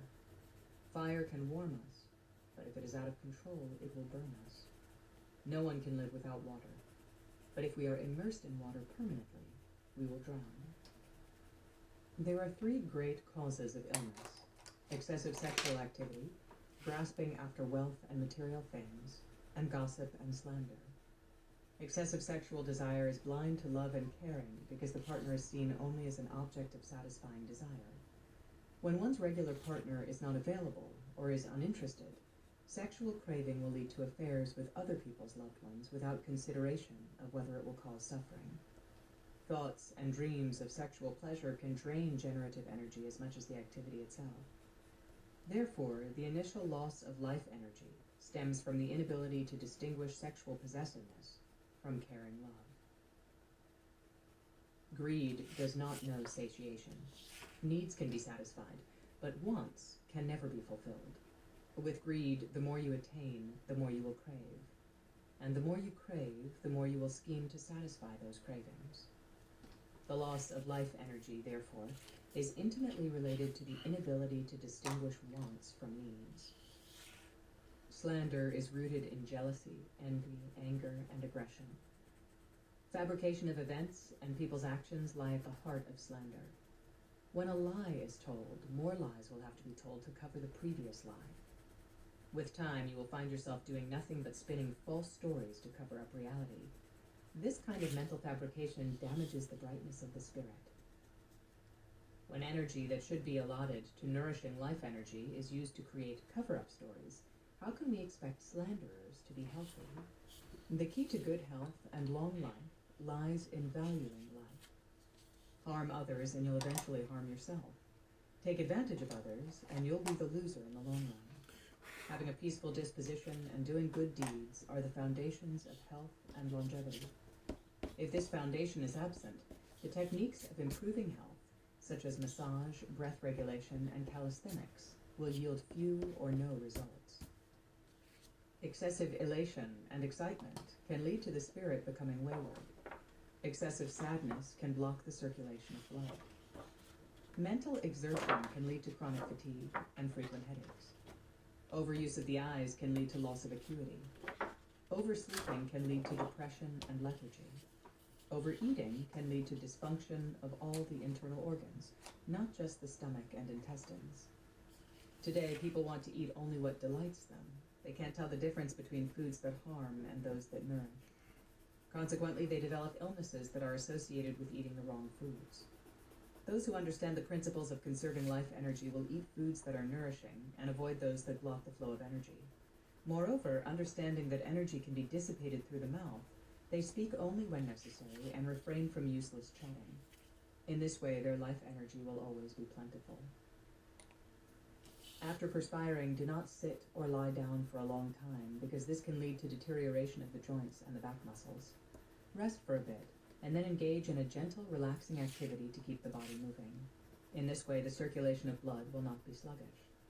Also, after exerting yourself in the heat, do not douse yourself with cold water, because this can lead to rheumatism. Do not drink ice water after perspiring profusely. Drink lukewarm water. Wait until you've stopped perspiring before you drink cold liquids. You'll be surprised that doing these simple things can be of tremendous help in strengthening your immunity to illness and disease. Do not sing at the top of your voice or talk loudly and animatedly before you go to sleep. Such activities stir up the spirit and do not allow it to relax and rest. Do not work, talk, or eat immediately after you wake up. Otherwise, the life energy will be damaged. Do not put a heater next to your head while you sleep. Otherwise, your sleep will be too heavy, and it will be difficult to wake up. If you sleep with a breeze constantly blowing at your head, your spirit will be disturbed, and you will not get a good rest. Moreover, chronic headaches can occur if the head is chilled. Do not leave a light on in the bedroom while you sleep. This will confuse the spirit and not allow it to relax. In winter, you should cover your feet and your shoulders while you are sleeping to keep them warm. The head, however, should never be covered during sleep. In the other seasons, both the head and the feet should be left uncovered in bed so that the body can cool naturally. You should not open your mouth while you sleep, because vital energy will leak out with exhalation. After waking, do not wash yourself with cold water. Even in hot weather, you should wash with lukewarm water. If you wake up in the middle of the night thirsty, do not drink cold water. Lukewarm water is preferable. When you sleep, you should bend your legs slightly. The leg closer to the bed should be straighter than the leg on top. In this way, the tendons and muscles will be relaxed during sleep, allowing the blood to circulate. Do not sleep on your stomach, because this puts strain on your internal organs. If you see or hear someone having nightmares, do not turn on the light. Wake the person gently with soft words. A gentle touch on the shoulders is also recommended. In winter, all things in nature are at rest. We too should preserve and protect our internal energy by refraining from heavy physical and mental activity. Thus, winter should be a time for meditation and retreat from the world. Spring is the time for planning and initiating projects. However, do not launch into a heavy work schedule then, because your body and your mind need a gentle transition from rest into engaging with the world. Summer is the time for heightened activity. Just when the sun is at its height, your activities should be strong and radiant. Autumn is the time for harvesting the fruits of projects begun in spring and nourished in summer. Do not start new projects. Complete the existing work and prepare for retreat in the winter. Follow this regimen and your life energy will rise and fall according to the natural waxing and waning of the vapors of the universe. Rested in winter and renewed in spring, you will be able to age with the sun and the moon and regenerate with the cycle of the seasons. If you want to nourish life, you must value your internal energies. The body is like a nation. Spirit energy is the ruler, blood and fluids are the ministers, and life energy is the citizenry. If a ruler loves the people, the nation will be strong and prosperous. Similarly, if you cultivate vital energy, the body will be nourished. If the people of a nation are destitute, the country will be in ruins. Similarly, if life energy is weak, we will be ill. Life energy is cultivated by being non-attached to fame, excitement, materialism, luxury, negativity, and jealousy. Minimize thoughts, memories, laughter, speech, elation, anger, excitement, worry, greed, fear, aggression, control, and scheming, and you'll be able to sustain the life energy within. Do not sit too long, walk too much, or stand too long. Do not overstimulate the five senses. Do not overeat. Do not indulge in luxuries. Do not deceive. Do not be competitive. And do not belittle others. If you can do this, you will be content. If you are content, the body will naturally be filled with vital energy, and you will live a long and healthy life.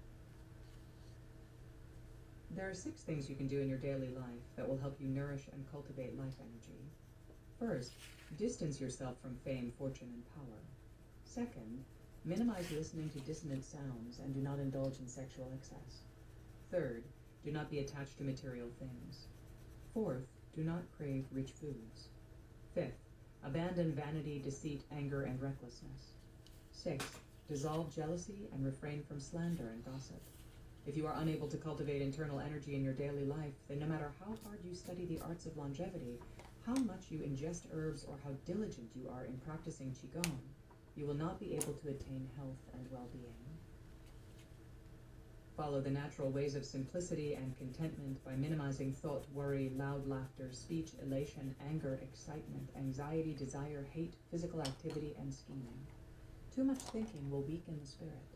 Too much worrying will tire the heart.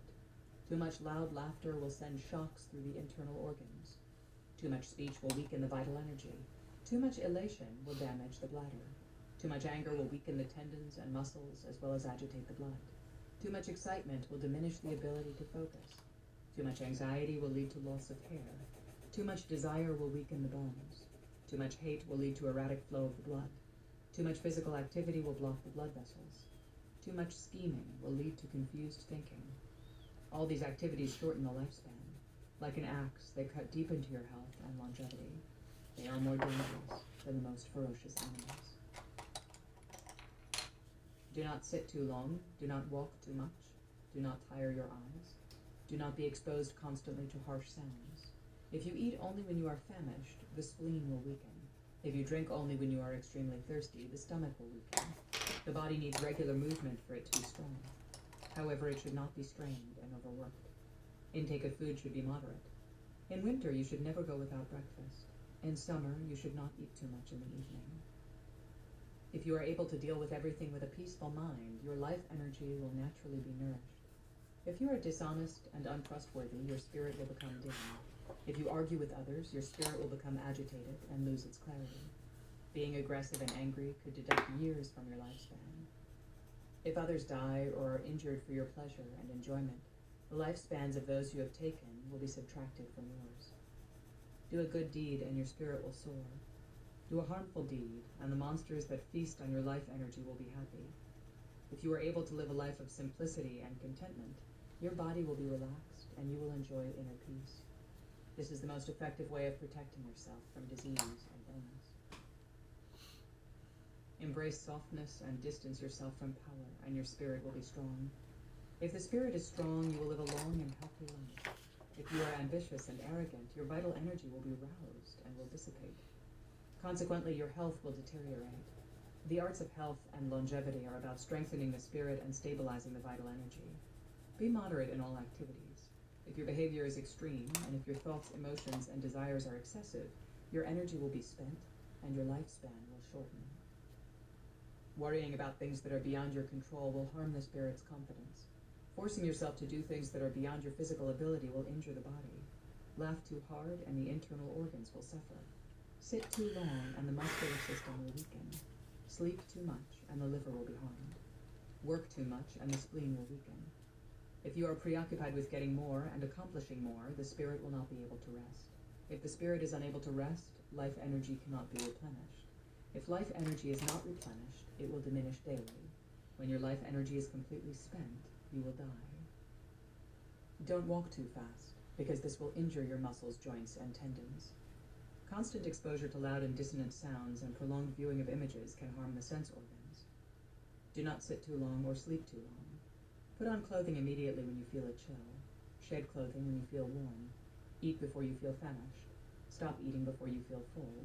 Drink before you feel thirsty. Food and drink should be taken in moderation. If you eat too much, the food will not be digested properly and will turn toxic in the stomach and the intestines. If you drink too much, the kidneys and bladder will be damaged. Don't be too busy or too lazy. A moderate amount of physical and mental activity will keep the body strong and the thoughts clear. Too much activity, however, will tire body and spirit and tax the vital energy. Do not engage in physical activity that makes you perspire too much. Perspiration in the right amount will clear the pores, but excessive perspiration will dissipate generative energy and damage bone marrow. Do not engage in rigorous physical and mental activity immediately after eating. Do not force yourself to eat when you don't have an appetite. In winter, make sure your environment is not excessively hot. In summer, not excessively cool. If you live a simple lifestyle and do all things in moderation, the spirit will be calm, the vital energy will be full, and the generative essence will be strong. When these three energies are plentiful, how can you not live a healthy and long life? Chapter 7. Healthy Diet and Eating Habits. Shen Nan, the herbalist sage, said the following: "Those who eat grains will become intelligent and wise. Those who ingest minerals and herbs will maintain healthy and youthful bodies. Those on a diet of fungi and roots will live a long life. Those who swallow the primordial vapor will never be harmed by catastrophes from the sky and disasters from the earth. And those who ingest the pill of the immortals will age with the sky and the earth, and last as long as the sun and the moon." It is said that people who eat a lot of meat will develop ferocity and bravery, but will have a short lifespan. This is why it is natural for warriors to live primarily on a diet of meat. It is also why tribes that are meat eaters tend to be warlike. Those who subsist on a diet of grain tend to be quick-witted and intelligent. They will live longer than meat eaters, but not as long as those who eat a diet of vegetables, fungi, and fruit. A vegan diet can help you develop an uncluttered mind and a peaceful disposition, but it will not give you enough strength to engage in work that is physically challenging. Those who live on a diet of vapor and dew will not be subject to illness and aging. Their bodies are light and unencumbered, and they can float with the clouds and ride on the wind. What is the best kind of diet for cultivating body and spirit? At first, don't let the mind dictate what you should eat. Dissolve your thoughts through meditation and strengthen the body with Qigong. When the body has become healthy and the thoughts have become clear, you should eat a balanced diet of meat, vegetables, grains, fungi, and fruit in moderation. At this stage of spiritual development, it is appropriate to maintain a balance of courage, intelligence, and peacefulness. As your practice deepens, your diet will change naturally to optimize the circulation and storage of internal energy. Thus, you may find yourself eating more meat when your physical energy is taxed, more grains when your mental energy is spent, and more vegetables and fruits when you are less active physically and mentally. Finally, you may find yourself not eating at all when you are in a meditative retreat. The important thing to understand about diet and eating habits is that food is the foundation of health as well as the primary cause of illness. What we eat and how we eat affect both physical health and mental clarity. Generally, it is advisable not to overeat. Stop eating before you feel full. Overeating can cause thoughts to wander, make the body lethargic, and slow the circulation of energy. Sluggish circulation of energy can lead to blockages in the meridians and restrict the flow of nutrients to the internal organs. The deprivation of internal nourishment can have serious consequences on health and longevity. If you take herbs that enhance health, but you do not live a healthy lifestyle, the herbs won't be very effective. The key to health lies in not eating too much, not going to sleep immediately after a meal, and not sitting around all day without moving. These kinds of habits must be avoided if you want to be healthy. Engage in physical activity frequently, but do not tire yourself. Do not exercise rigorously immediately after eating. After a normal meal, walk a mile. After a banquet, walk 2 miles. After a long walk, massage your legs and feet before sitting down. Your body will feel energized and your spirit will be clear. Do not eat snacks or drink excessively after meals, especially in the evening. Otherwise, undigested food and the effects of the intoxicants will remain in the body while you are asleep, and health problems associated with the stomach and liver will arise. It is better to eat too little than to overeat. Those who understand how to nourish the body and clear the spirit will eat before they feel famished, and will stop eating before they feel full. They will drink liquids before they are thirsty, and will stop drinking before their thirst is quenched.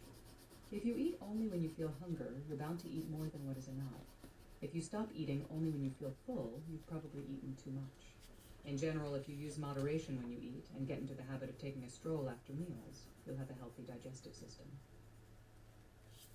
During meals, do not eat steaming hot food after chilled food, and vice versa. The difference in the food temperature will damage the esophagus and the stomach. Do not try to cool your mouth with a cold liquid after eating spicy foods. Use a warm liquid to ease the discomfort. If you feel sick after eating spicy food, it is best that you don't eat it at all. Food that is too spicy can not only damage the internal organs, but also weaken the bones and joints. Food that is too chilled can harm the teeth and the 5 viscera. When you eat, do nothing but eat. If you eat and work at the same time, blood will be driven up to the head instead of to the stomach and intestines, thereby causing indigestion. If you wish to consume alcohol, drink it with food in the stomach. If you drink on an empty stomach, the normal functioning of the digestive system will be disrupted. Good eating habits are not difficult to adopt. If you are able to follow them, you'll live a healthy life. Furthermore, if you are able to supplement your diet with the appropriate herbs and the practice of Qigong, your health and longevity will be much more enhanced. In spring, it is appropriate to eat spicy foods. In summer, sour foods. In autumn, bitter foods. And in winter, salty foods. Foods with these flavors, when eaten in the appropriate season and in moderation, can strengthen the internal organs and enhance the circulation of blood. If you eat the internal organs of animals, you should refrain from eating the liver in spring, the heart in summer, the lungs in autumn, and the kidneys in winter. You should refrain from eating the spleen in all 4 seasons. However, it is best if you don't eat the internal organs of animals at all.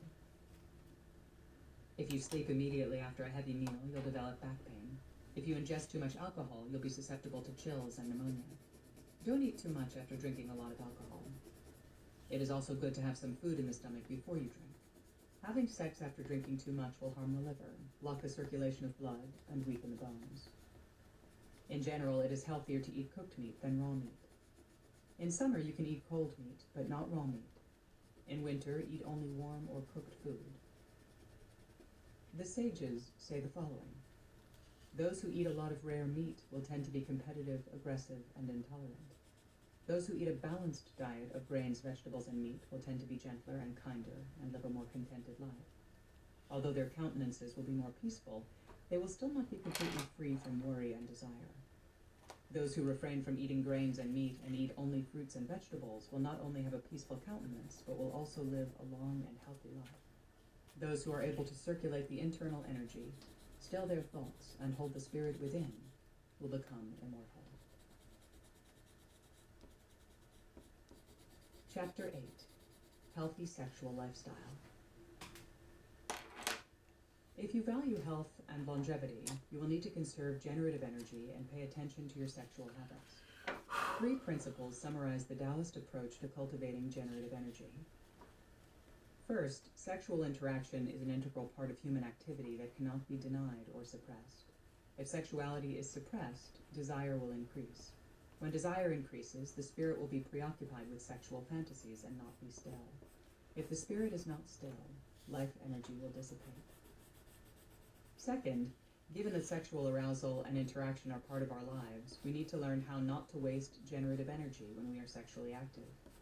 Procreative energy is like fire and water. Just as fire can warm or burn us, and water can sustain or drown us, sexual energy can create a life or destroy one. If we know how to conserve generative energy, we will be able to enhance our health and lengthen our lives. If we don't know how to conserve it, we will age and die before our time. Third, sexual activity can damage the body. There are 3 categories of conditions under which this can happen.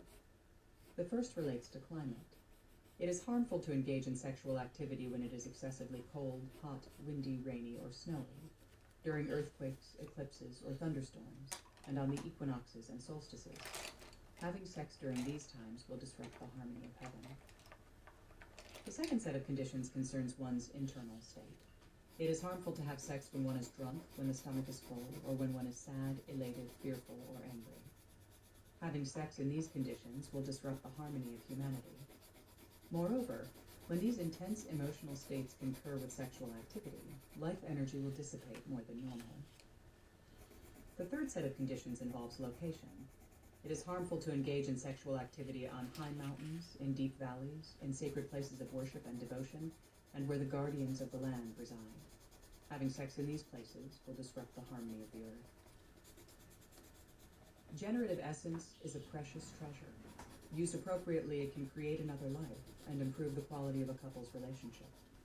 Conserve it properly, and it will enhance health and lengthen life. Most people find it difficult to be celibate naturally, or they wish to have descendants. Many do not understand that excessive sexual activity can drain the energy of life and lead to premature aging and death. They let desire and possessiveness rule their lives, ejecting the precious life force without knowledge that this act will weaken their bodies. In the natural world, plants and animals procreate according to the cycle of yin and yang and renew themselves naturally with the seasons. If humans can understand the principles of yin and yang, the workings of the earth and the sky, and the waxing and waning cycle of generative energy in our bodies, they will be able to live with their sexual urges naturally while conserving and replenishing generative energy. If you cannot sleep in the same bed as your partner without being sexually aroused, try sleeping in a different room, in separate beds in the same room, or even in the same bed but without sharing the same blanket. Intense sexual desire can harm the eyesight. Loud and dissonant music can harm the sense of hearing. Too much physical activity can tire the body. Excessive intake of alcohol and rich foods can damage the internal organs. Just as moderation in eating, drinking, and physical and mental activity can enhance health, so it is with sexual activity. Knowing when to have sex, how to conserve energy while having sex, and how to replenish generative energy after having sex can have a significant effect on health.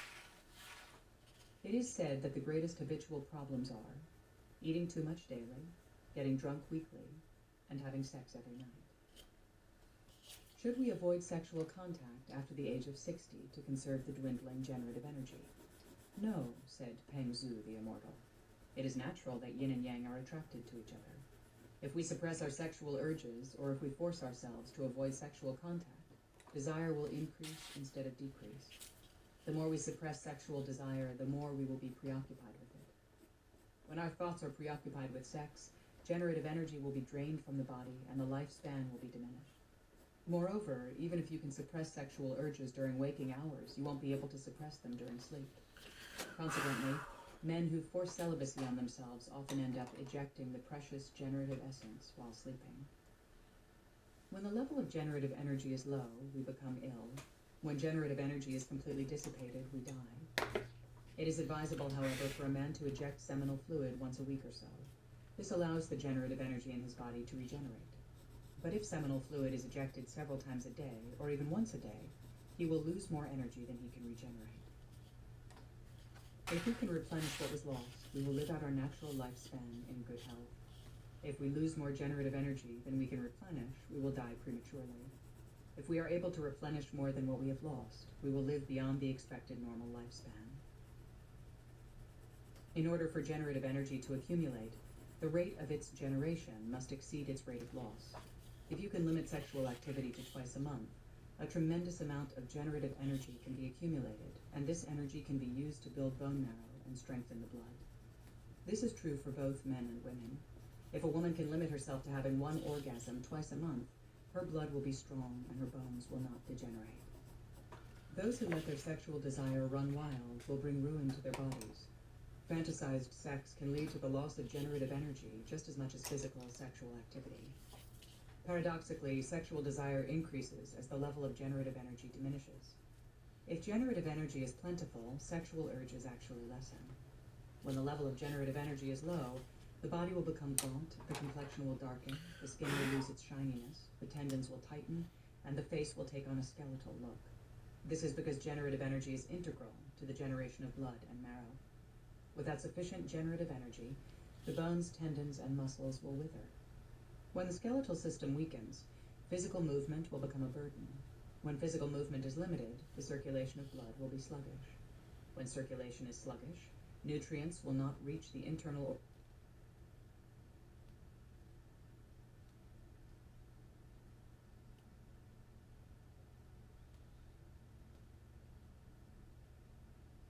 organs effectively, and toxins will not be flushed out properly. Eventually, the body will succumb to illness and die. If sexual activity can be so detrimental to health, one might think that we should abstain from it completely. However, forcing ourselves to abstain from sexual activity can be just as harmful as indulging in it, because forced abstinence can increase sexual desire. And when this desire cannot be satisfied, the generative energy can become stagnant. Forced celibacy can lead to abnormal and harmful sexual behavior, mental instability, and a shortening of the lifespan. The key to having a healthy sexual life lies in regulation and moderation. Initially, discipline is required, but once the level of generative energy is high, regulation becomes natural. Those who practice the arts of health and longevity should take care not to dissipate generative energy. In general, if you are able to limit the release of generative energy to twice a month, you'll live a healthy and long life. If you are unable to regulate sexual activity to twice a month, then it is advisable to follow these guidelines. In spring and autumn, limit intercourse to once every 3 days. In summer, once a day. And in winter, abstain completely. Winter is the time for regeneration. If we dissipate generative energy during the time of regeneration, the accumulated energy cannot be stored properly. Spring is the time for the awakening of energy. If too much generative energy is spent at this time, the reserves stored in winter will be spent rapidly, and there will be little left until the next period of regeneration. Summer is the time we can afford to expend generative energy, but even then we should limit sexual intercourse to once a day. Autumn is the time for the level of generative energy to be low after an active sexual life in the summer. Conservation is therefore necessary in autumn. Most people lose a lot of generative energy when they're young. This is because they do not feel the loss, or they don't understand the need to conserve generative energy when they are strong and youthful. Only when they become old and weak do they realize they should have conserved generative energy early in life. Ideally, we should embark on the path to health and longevity when we're young. The sooner we conserve generative energy, the healthier we will be and the longer we will live. However, this does not mean that it's too late to start conserving and accumulating generative energy after middle age. It only means that the older we are, the more we'll need to practice Qigong techniques that are designed to restore and accumulate generative energy. The key to living a healthy and long life is this. Understand that the spirit is the ruler of the body. Vital energy is the internal. The generative essence is the army. The internal and sense organs are the ministers, and the muscles, joints, and tendons are the citizens. When desire dominates, the ruler's directives carried by the envoy will not be followed. The sense organs will indulge in pleasure, the internal organs will refuse to store energy, the generative essence will be spent in useless conquests, and the muscular system will be taxed beyond its capacity. With time, the resources in the nation, the body, will be exhausted. When the resources are depleted, the army will be unable to ward off foreign invaders, the ministers will be corrupt and incompetent, the imperial envoy will no longer be respected, and the true ruler's seat will be usurped by a dictator who delights only in desire and aggression. Those who practice the arts of longevity must understand that the fall of the body nation begins with desire and self-indulgence. They must realize that cultivating the life force begins and ends with calm and cultivating contentment, and leading a life of moderation.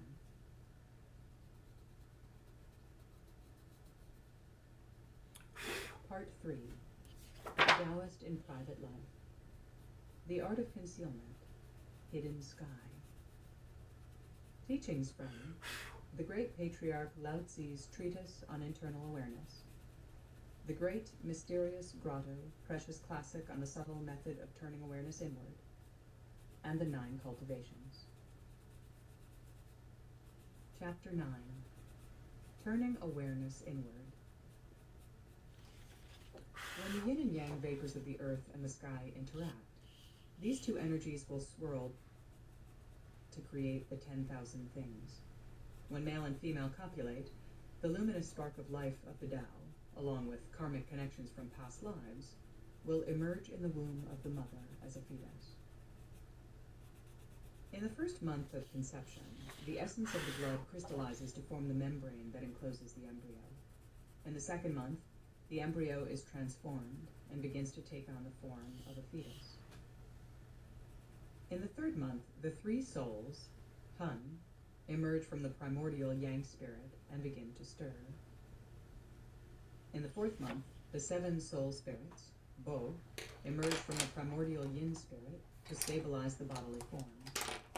In the fifth month, the five elements manifest as the five viscera: fire as the heart, wood as the liver, earth as the spleen, metal as the lungs, and water as the kidneys, to support the Yang spirit. In the sixth month, the six bowels, bladder, gallbladder, stomach, large intestine, small intestine, and the triple heater meridian begin to form to support and nourish the Yin spirit. In the seventh month, the generative essence thrusts through the cavities, opening the seven orifices of the head to communicate with light. In the eighth month, the 8 guardian spirits of each of the 3 regions, head, chest, and abdomen, or palaces of the body, are fully formed, and the true spirit enters the body of the fetus. In the 9th month, all the palaces in the body are adorned and ready to host the guardian spirits. In the 10th month, the life energy in the fetus reaches its height, and the infant is ready to be born.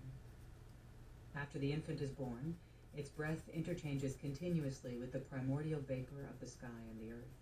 The guardian deity of the upper palace, upper dantian, or energy center, takes its seat in the mudball cavity and rules over all the other guardian deities. It gives birth to the knowledge spirit and is merged with the soul. The guardian deity of vitality establishes itself in the middle palace, middle dantian, and is responsible for connecting the body to the source of life energy. Other guardian deities emerge to rule the 3 souls, Hun, and the 7 soul spirits, Bo, to protect the life gate, which is the root of generative energy, and to nourish the joints, muscles, and bones. Within the body are numerous guardian spirits, great and small, to ensure that the energy of life is secured within. At birth, the primordial vapors of the sky and the earth enter our bodies through the nostrils. From there, it flows to the mudball cavity. When this vapor enters the mudball cavity, the spirit will be clear and luminous, and the body will be restful and relaxed. Actions and thoughts are ruled by the spirit. If the spirit is clear, thoughts will be wise and actions will be decisive. If the spirit is distracted, thoughts will be muddy and actions will be hesitant. The key to knowing whether the spirit is clear or distracted is to orient our awareness within. The spirit, Shen, has the ability to moderate thoughts and actions. When it is allowed to rule properly, it can regulate mental, physical, and energetic activities and prevent thoughts and behavior from going awry. The spirit moves in subtle, mysterious, and profound ways and cannot be grasped by conceptual thinking. Each of the 5 viscera is ruled by a guardian spirit. The liver is the home of the guardian of the soul, the lungs are the home of the soul spirit, the kidneys are the home of the generative essence, the spleen is the home of aspiration, and the heart is the home of the spirit. Within the scheme of the 5 elements, the heart belongs to the element fire and is ruled by the essence of the sun. The energetic structure of the heart is shaped like a 3-petaled lotus, and its manifestations are ephemeral and numerous. A manifestation can take on hues of green, white, charcoal, and yellow. It is neither large nor small, short nor long, crooked nor straight, soft nor hard, thick nor thin, circular nor square. Because it is intangible, its transformations are limitless and its power profound. It can merge with yin and yang, embrace the sky and the earth, or hide in a pore in the body. When the heart rules properly, our mental, physical, and energetic behaviors will be harmonious. When the heart does not rule properly, thoughts will be extreme, physical activity will tend to be violent, bodily functions will be disrupted, and the energy of life will dissipate. If the spirit is clear and still, we will live long and healthy lives. A spirit that is distracted and aggressive will lead to early illness and death. A spirit that is bright and luminous will radiate wisdom and compassion. A spirit that is dull and dim will bring confusion, fear, and doubt. If we can let the spirit rest in stillness, our lives will be long and healthy. If the spirit dwells in relaxed effortlessness, body and consciousness will be harmonious. Although the spirit is formless and intangible, it is nonetheless responsible for our fortune and our misfortune. If the spirit is bright and clear, our thoughts and actions will attract auspiciousness. If the spirit is wayward and violent, our thoughts and actions will bring misfortune. The sages understood that the prosperity and well-being of a nation are dependent on the principles of rulership. They laid down the proper relationship among ruler, minister, and citizen. Governance was established to regulate political, social, and economic activity, and laws were passed to ensure justice. The body is like a nation, and the principles of rulership apply similarly. If the ruler, the spirit, is wayward, the ministers, the guardian spirits of the regions of the body, will waste energy and not function harmoniously. Physical and mental health begin with stilling the spirit. If the spirit is pure and clear, actions will be peaceful, and there will be no room for hatred and aggression to emerge. If there is no hatred and aggression in our thoughts and actions, there will be no residue of these destructive energies when we pass away naturally. As a result, our future lifetimes will not be tainted by tendencies toward anger and violence. Our lives are miserable when the spirit is clouded by desire, negative emotions, and confusion. Desire generates anxiety about gain and loss. Negative emotions generate anger, violence, and aggression, and confusion leads to fear and doubt. These negative energies tie us in knots, spinning us deeper and deeper into further doubt, aggression, and anxiety. Consequently, we are unable to respond to reason, clarity, and wisdom. Like stubborn mules, we walk into the quagmire of confusion and are trapped there until we die. When we are born, the spirit is naturally clear and still. As we come into contact with the social, political, and economic environment, the spirit is captured by social and peer pressure. Thoughts are confused by political ideologies, and the senses are captured by material things. Sights that please the eye, sounds and speech that please the faculty of hearing, taste that pleases the palate, praise that pleases our pride, and fame that pleases our vanity. All these begin to take root in the spirit, pulling it down into the muck of desire and confusion. The sages, seeing the suffering of humanity, devised methods to help us see the roots of desire and confusion. One of these methods is the meditative technique of tuning our awareness within. Observe the structure and functions of the body, and you will understand that it emerges from the great void. When the conditions of life are met, the generative essences populate, the spirit enters the womb, and the primordial vapors of yin and yang harmonize to create a fetus. Our bodies are patterned after the laws of the universe. We inhale and exhale the breath of yin and yang. The 5 elements, the internal organs within us, interact, and the rise and fall of our energies follow the cycle of the seasons. The eyes are the sun and the moon, the hair is the stars, the eyebrows are the clouds, and the head is Mount Kunlun. Palaces, courts, and pavilions are arrayed throughout the body to house the guardian spirit. Nordic Forge, thank you. This is, I have no idea what this creature is. It's just a bunch of nonsense that I like to do. But thank you. Thank you so much. We humans are ignorant of the precious essences we are endowed with. As we are drawn into the dust of the materialistic world, toxins pervade our bodies, and the spirit becomes wayward and narrow.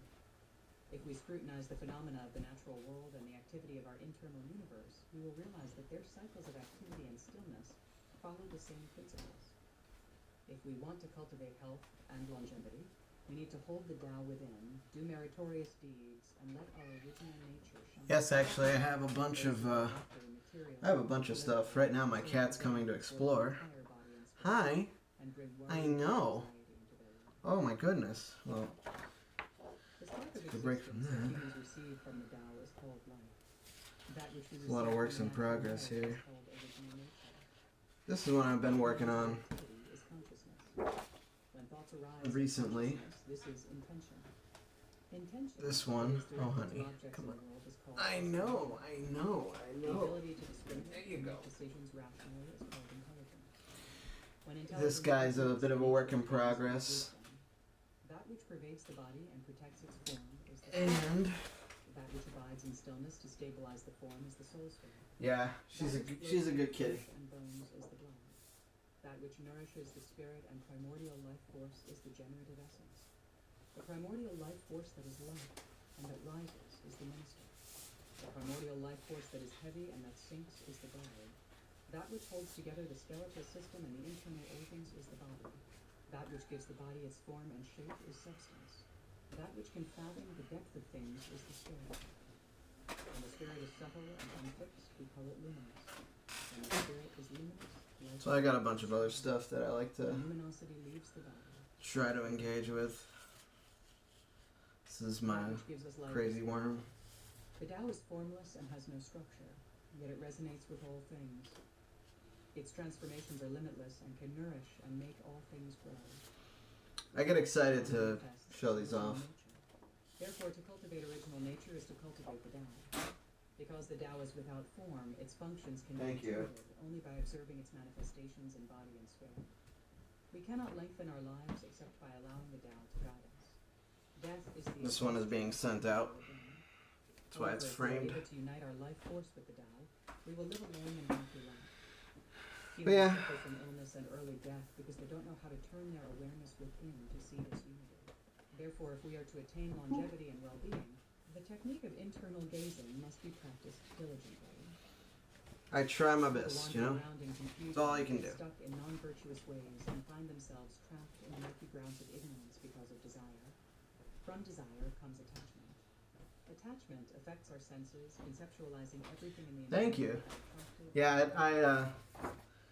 coloring was not something that came easy, and then I just started messing around with things, and it became a ton of fun. So I'm glad you appreciate it. It's always nice when somebody else besides myself appreciates the colors and stuff. It is originally and naturally empty and still. If a discursive thought emerges to disturb the natural stillness, attachment to things in the world arises. From attachment come the duality of repulsion, favor, and disfavor. Once these dualistic thoughts take hold, we are drawn into the web of anxiety and confusion. Caught in the vortex of desire and self-centeredness, we become trapped in the endless cycle of life and death. I just realized the reason my cat is getting at me is because it is dinner time. Isn't it? It's dinner time for you guys. That which is formless is not subject to growth and decay. That which has form, however, will endlessly. So you want to get fed? Birth, aging, sickness, and death. Those who understand that they owe their existence to the Tao. Oh God, no, not the rubber bands. Their awareness to the Tao within will be able to unite themselves with it's time to go there. I'll be back. If you abide in stillness and maintain clarity, the Tao will naturally stay with you. When the Tao stays within you, the bright and clear spirit will be held within the body.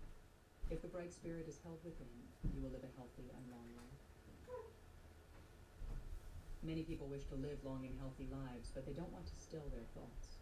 In this way, they're not that different from those who want positions of power and responsibility, but are unwilling to use ethical and legitimate ways to attain it. Those who want wealth but don't want to work hard to earn it. Those who want to arrive at their destinations but are hesitant to move, and those who want to be physically strong but are unwilling to exercise. The Tao is embraced through cultivating the spirit. Spirit is bright and clear because of the Tao. If the spirit is not drawn into discursiveness, the Tao will naturally stay within. When the Tao stays within, the spirit will be naturally still. The brightness of the spirit is intimately related to the physical health of the body. This relationship is analogous to that of the brightness of a flame and the oil that fuels it. Light arises from the flame. The flame is sustained by the wick is fed by the oil, and the oil is held by its container. Thus, flame, wick, oil, and container all contribute to the brightness of the light. If any of these four malfunction, there will be no light. Similarly, the Tao within is related to the brightness of our spirit. The brightness of the spirit is dependent on clarity and stillness. Our clarity and stillness are determined by our ability to dissolve wayward thoughts through meditation, and the ability to dissolve wayward thoughts depends on whether the body has the physical structure to maintain the correct meditative posture. These four, brightness of spirit, clarity and stillness, meditation, and body structure, are all needed for the Tao to dwell within. Lose one of them, and the Tao will leave. Brightness of spirit means that whatever our eyes can see, whatever our ears can hear, and wherever our aspirations are directed, we are not clouded by ignorance and conceptual bias. It means that we can scrutinize details and yet hold a vast view. All this is possible only when our spirit is bright and our bodies are healthy. Stillness means dissolving desires and conceptualizations. Desires and conceptualizations are dissolved when consciousness is not being pulled in different directions, when we are not drawn into non-virtuous thoughts and actions, when there is space for consciousness to expand, when we are not dragged down by the heaviness of discursiveness, and when our thoughts are not tainted by negativity. Removing the obstacles of stillness involves working on the 4 states of consciousness. In the first state, consciousness holds its center and is not drawn into confusion by the things happening around us. In the second state, consciousness is balanced and views all things as equal. In the third state, Lurk away, man. I always try to stream for a few hours, in so the fourth state, consciousness is limitless and is not bound by conceptions. I'll be over The here. development of each of these 4 states of consciousness comes from the practice of training our awareness within and being tuned to the nature of consciousness. It is easy to understand the Tao, but difficult to believe in it. It is easy to believe in the Tao, but difficult to act according to its principles. It is easy to act according to the principles of the Tao, but difficult to embrace the Tao. It is easy to embrace the Tao, but difficult to stand firm in it. If you can stand firm and hold on to the Tao, you will attain health and longevity. The teachings of the Tao cannot be transmitted by theory and concepts. If you are able to still your thoughts and maintain peace and simplicity, the Tao will naturally emerge within. Those who are ignorant of the Tao spend their lives tiring the body and pushing their mental capacity beyond it. As their spirit and life energy are increasingly taxed, they get farther and farther away from the Tao. Even in the pursuit of the Tao, you should not force your progress or see it as an achievement. In doing so, you are already defeating the natural way of cultivating the Tao. Cultivating the Tao begins with value in life. We need to nourish our spirit and life energy, stay connected to the source of life, and not let the primordial life force within dissipate. Don't let the natural tendency towards simplicity and stillness be tainted by attraction and repulsion. Merge the spirit and life energy with the Tao. In time, you will attain longevity and immortality. The immortals are those who emerge and dissolve with the sky and the earth, roam the expansive vastness freely and leisurely, and travel paths unknown to ordinary people. They ingest the vapors of yin and yang, are omniscient, and renew themselves with the eternal turning of the seasons. The world may whirl around them, but they sit in stillness, silently aware of the changes that turn and swirl around them. The method of turning our awareness within requires us to still our thoughts, maintain a relaxed physical posture, and not be drawn into things that happen around us. Once we are aware that our mental activity has slowed down, we can turn our awareness toward consciousness itself. Externally, the body is relaxed and still. Internally, the awareness is sunk deep into the unfathomable depths of vastness. Embrace the subtleties of the action and non-action of consciousness, and intuit the true nature of their arising and dissolution. Once you have gained insight into the activity and non-activity of consciousness, clarity will emerge. Abide in this clarity, and purity will emerge. Abide in purity, and the spirit will naturally rest in deep stillness. At this point, spirit and body are merged with the natural rising and falling of life energy. Coming and going, creating and dissolving, and appearing and disappearing without bias, inhaling and exhaling, all become part of the natural way. Chapter 10. Heightening Awareness. If you want to understand the subtle mysteries of the Tao, you must first abandon non-virtuous ways, dissolve your ties to materialism, and not let desire control your life. Next, still your thoughts and relax your body. Slow down mental activity until thoughts cease. With the continued practice of stilling thoughts, you will feel inner peace and harmony. Those who wish to cultivate the Tao must tame the wayward mind and not be led astray by desire. But they should also not let fixed habits bury the natural way. They need to dissolve mental activity and dwell in stillness, but they should not be attached to emptiness or be obsessive about their practice. Let the natural openness of consciousness emerge and expand. Emptiness without brightness will only stifle the natural way. No matter what happens in the world around you, you must not be dragged toward those matters. Regardless of whether your practice environment is noisy or quiet, you must abide in stillness. Hey, Bobby. If you are impatient and try to speed up your progress in cultivating the Tao, you can become mentally unstable or even sustain internal injuries. The negative consequences of mispractice can burn you up inside and block the flow of life force within. If you become aware that you are getting dogmatic in your practice, you need to let go, and you may even need to shorten your practice session. Let consciousness settle naturally into stillness. Let thoughts dissolve without force. Be familiar with the arising of various emotions, identify them, and tune into their conditions of arising. When your awareness is tuned into the coming and going of emotions, the stirring of feelings will naturally disappear. Most important, you need to abandon feelings of self-pity when the environment seems obstructive. You also need to abandon the feelings of luck or fortune when your environment is supportive. This is what is meant by settling into natural stillness. Don't use the excuse of wanting to escape from anxiety and worry to embrace stillness. You should never want or desire to be still. Stillness is the absence of thoughts. Once thoughts are extinguished, you will naturally be still. Once natural stillness settles within, the natural brightness of wisdom will shine. Do not be impatient with results, and do not be attached to notions of progress or improvement. This will only generate obstacles. Settling into natural stillness cannot be rushed, nor can it be made to happen. It must emerge naturally. Once natural stillness emerges, it must settle deep within. Once wisdom emerges, you must not use it to scheme. Wisdom cannot be used. It can only be what it naturally is. To use wisdom is to lose it. If you are able to let wisdom emerge, settle, and rest naturally within, the barriers you have constructed between you and the Tao will disappear. To realize the Tao within, practitioners need to cultivate spirit and body simultaneously. To cultivate the spirit, which is the original nature of emptiness, you need to journey through 5 stages. To cultivate the body, which is the container of the life force, you need to go through 7 steps. In the first of the 5 stages of cultivating the spirit, you encounter stray thoughts and find it difficult to enter stillness.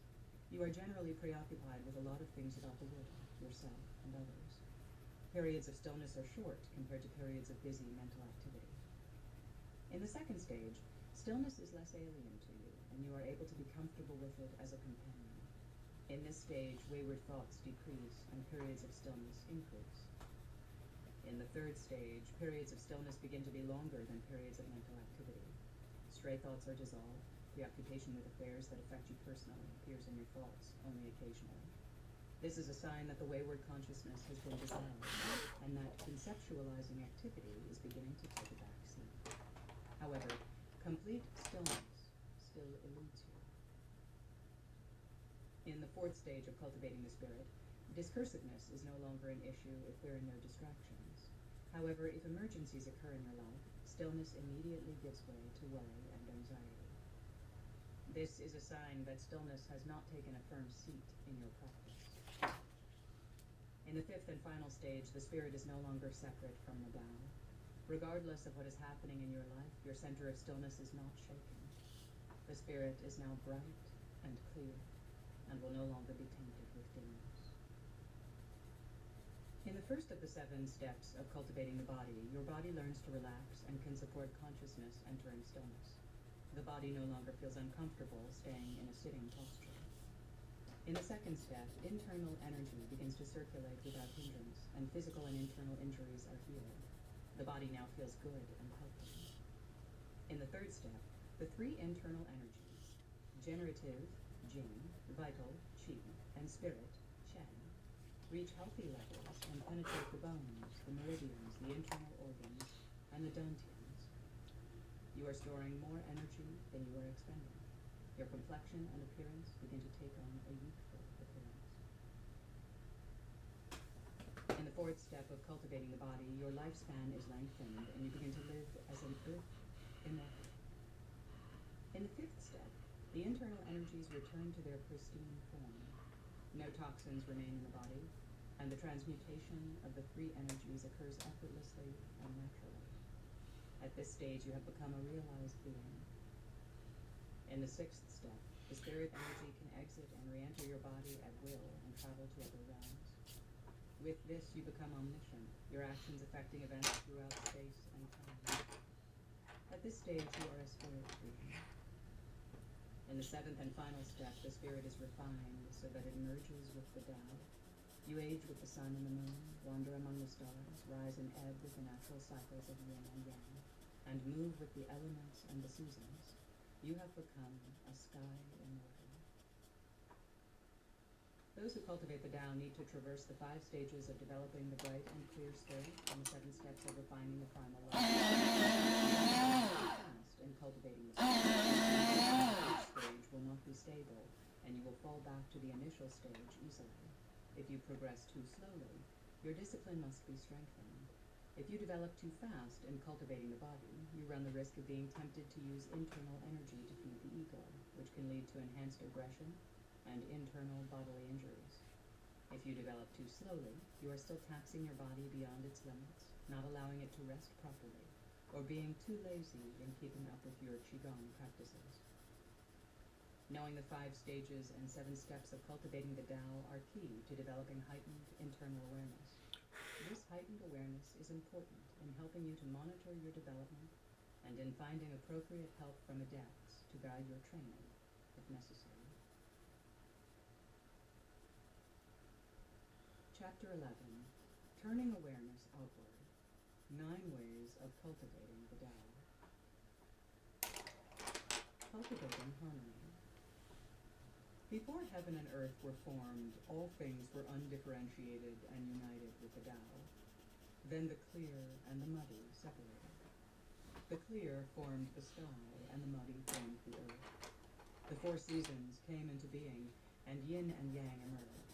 From the pure essence of the vapor of the Tao, humans were formed. From the mundane energy, insects came into being. As hardness and softness interacted, the world of myriad things proliferated. Essence and spirit belong to heaven. Bones and joints belong to earth. Essence and spirit fly up to the celestial realm, and bones and joints form the roots and foundation of the earth. The sage follows the ways of both heaven and earth. He is neither influenced by social fads nor seduced by conformity. Heaven is his father, earth is his mother, and the principle of yin and yang is his guide. He lives in harmony with the 4 seasons. His clarity is like the stillness of heaven, and his inner peace is like the stability of earth. Those who stray from the way of the Tao will die, but those who follow it will live. The spirit of those who cultivate stillness is bright, for the Tao lives in minds that are empty and full of desire. This is why it is said, the 1 gives birth to 2, the 2 gives birth to 3, and the 3 gives birth to the 10,000 myriad things. All things come from the interaction of yin and yang, and the one primordial breath of life always moves toward harmony.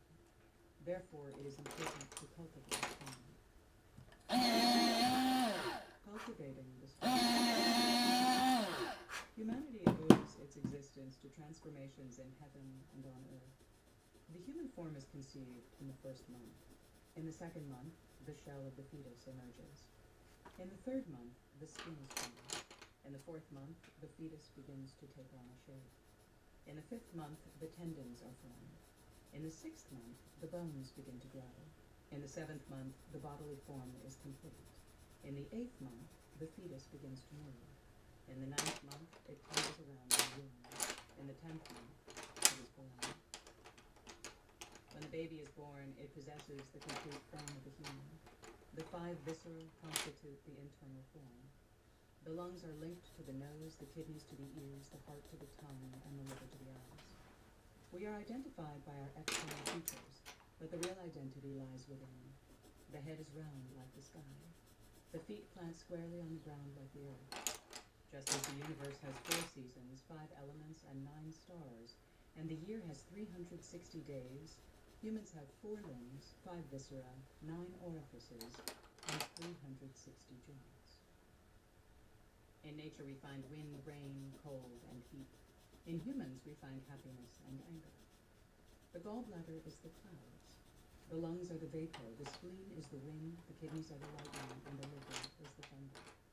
The human body mirrors the macrocosm of heaven and earth. In humans, the heart directs all activities. The eyes and the ears are the sun and the moon. The blood and the generative energy are the wind and the rain. When the sun and the moon deviate from their orbits, light will vanish and there will be eclipses. When wind and rain do not come at the appropriate time, there will be disasters. When the 5 elements do not follow their cycle of creation, all living things will suffer. Heaven and earth are great and can nourish all things. However, they need to maintain their balance by not overextending their energy. In the same way, our eyes and ears cannot work without rest. We cannot expect our generative energy and spirit to remain strong if we do not conserve them. The sage knows the value of life and therefore cultivates the spirit in order not to lose the essence and energy of life. Cultivating the energy. The energy in the blood is the essence of life, and the 5 viscera are containers holding this essence. When the energy in the blood is secure within and does not leak out, the heart is open and desires are at a minimum. When desires are minimal, the eyes can see clearly and the ears can hear clearly. When the 5 viscera are in harmony with the heart, awareness is clear and not cluttered. You will be able to listen and hear everything, and to look and see everything. No harm will come to you, for the bad vapors will not be able to penetrate you. However, if you ask too much, you will get little. If you try to see too much, you will end up knowing little. Generative energy and spirit are lost through the orifices of the body. Vital energy and intention follow the 5 viscera. When the ears and the eyes are attracted by sound and sight, the 5 viscera will be shaken, energy in the blood will be churned up, and the spirit will sway and not be focused. Fortune and misfortune are not always accidental. The sage knows how to avoid them. She is dedicated to clearing her ears and eyes of attachments so that she will not be enticed. Her emotions are tamed, her disposition is peaceful, and she has few desires. Internally, the 5 viscera function properly. Her spirit is gathered and her body is not strained by physical exertion. Her gaze is directed away from worldly affairs, and she responds only to what affects her immediately. Those who are greedy for knowledge end up learning the least. The spirit should not roam far, otherwise desires will arise.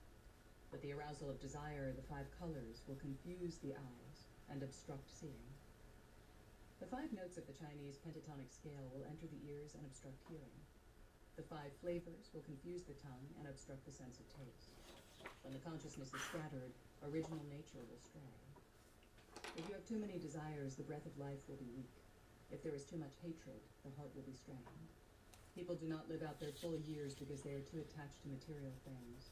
Only those who can live in emptiness and inaction can attain health and longevity. The ways of heaven and earth follow natural cycles. All things in heaven and on earth come from the Tao. If you know the Tao, there is nothing that you will not know. If you don't know the Tao, you will know nothing. The Tao, which is the one, leads to the two. When 2 things interact, another entity is born. Therefore, life is not a big event, and death is not the end of all things. You should not be repulsed by ugliness and attracted to the precious. Know your limit and be at peace with it.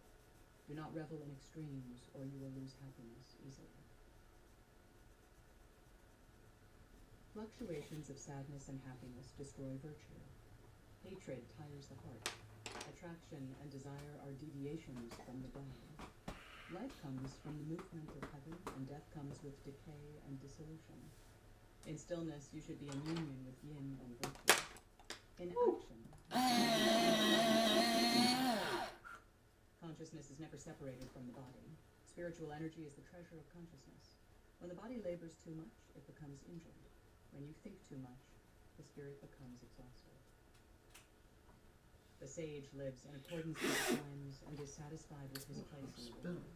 He responds to activity in emptiness, therefore he can see far and understand the rationale of things.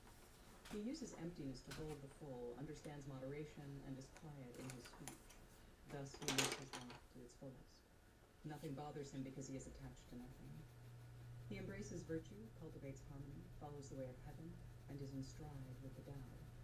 He does not place fortune or calamity first, because he knows that the matters of life and death do not alter his existence. His spirit guides his actions. Therefore, whatever he does, he succeeds. Cultivating right action. If you don't place a lot of importance on worldly matters, your spirit will not be tired. If you don't think too much about material things, you will not be confused. If you can let go of life and death, your intention will not be led astray. If you can merge with changes in heaven and on earth, your clarity will not be diminished. The enlightened ones stand firm, whether or not they are supported by others. Because they learn from teachers who are timeless, they can penetrate and understand everything. Knowing how to yield and bend, they can hold their lives in their hands and survive under any condition. Transforming misfortune into fortune, they are free from the bonds of gain and loss. Their integrity cannot be shaken by force or threats of violence. If you follow the path of right action, you will not be afraid of death. If you understand non-action, you will be free from anxiety. And if you are without anxiety, you can embrace the world with an open heart. Listen to the advice of the enlightened ones, for they teach you the meaning of right action. Use gratitude as your guide, and you will have enough to live in the world. Cultivating contentment. Desire for wealth and power is natural for most people. However, this makes their bodies sick. The sage, however, is content to eat enough to circulate energy and wear enough to keep warm. She does not indulge in emotions or accumulate possessions. Because her eyes are pure, she does not desire to see. Because her ears are still, she does not want to hear. She closes her mouth and refrains from talking. She quiets her mind and refrains from thinking. Abandoning sharp intelligence to return to oneness, she rests her spirit and lets go of knowledge. Thus there is nothing for her to love or hate.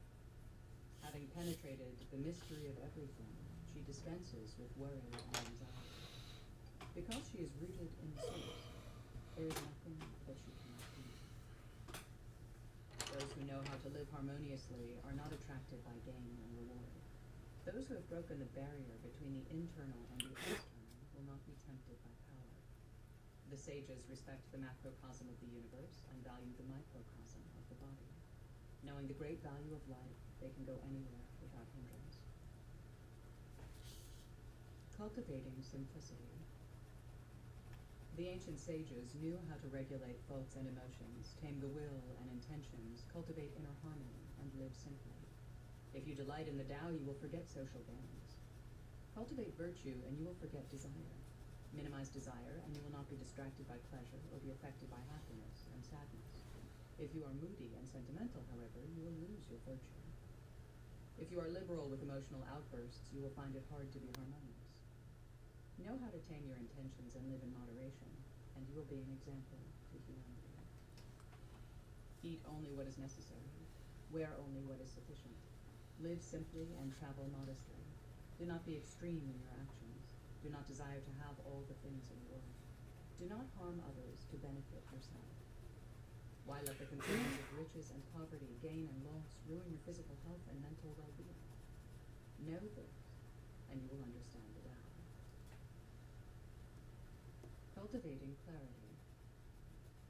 Humanity owes its existence to the Tao. The ears and the eyes attend to sounds and sights. The nose discriminates the fragrant from the pungent, and the skin senses the difference between heat and cold. The difference between a sage and a mundane person is in the rise and fall of the individual's feelings and emotions. The spirit, when the spirit is clear, we know intuitively. When we understand the difference between the private and the public, we are at peace with ourselves. Human consciousness is like a river. Just as clear water is still, intention is still when the spirit is clear. If the spirit is clear, attachments to things in the world do not arise. Strong intentions disturb clarity. Only those whose consciousness is clear will not be affected by worldly concerns and material gains. Only those whose spirit is clear will not be bothered by desires and will be able to sleep peacefully. If our consciousness is directed outward to things, the spirit will follow. However, if it is empty of desire, this is the way of the sage. Therefore, if you want to help others, you must tame your emotions first. The sage does not let his emotions run wild. He eats only enough to fill his belly and wears only enough to keep warm. Content to live simply, he has no desires. To possess the world, you must not wish to possess anything. To be respected, you must not be concerned about being famous. Be honest with yourself and exercise virtue and integrity. If the spirit is clear and there are no desires and attachments, you will not be bothered by anything. Gain and loss will have no effect on you. Sights and sounds will not distract you. Arguments will not convince you, opinions will not sway you, and force will not frighten you. This is the way of the sage. That which gives birth to life does not die, and that which dissolves things does not disintegrate. That which rules heaven and earth which gives light to the sun and the moon, which affects the cycles of change, and which gives birth to rocks and metals, does not favor anything in particular. The sage knows all this, and therefore does not waver in cultivation. With stillness comes non-attachment, and this is why in stillness we can cultivate life. Harmony, friendliness, and lack of self-interest can help you to be virtuous. When the events of the world do not distract you, you will be at peace. When there is stillness within, you will be content with your place in the world. In contentment, you can cultivate health and longevity and hold on to virtue all your life. If you do not attain stillness, however, then the circulation of blood will be blocked, the internal organs will not be able to store energy, and you will be plagued with anxiety and worry. Anxious about social gains and loss, you will tire both body and spirit. Today, many are concerned with worldly matters. Some complain about their troubles.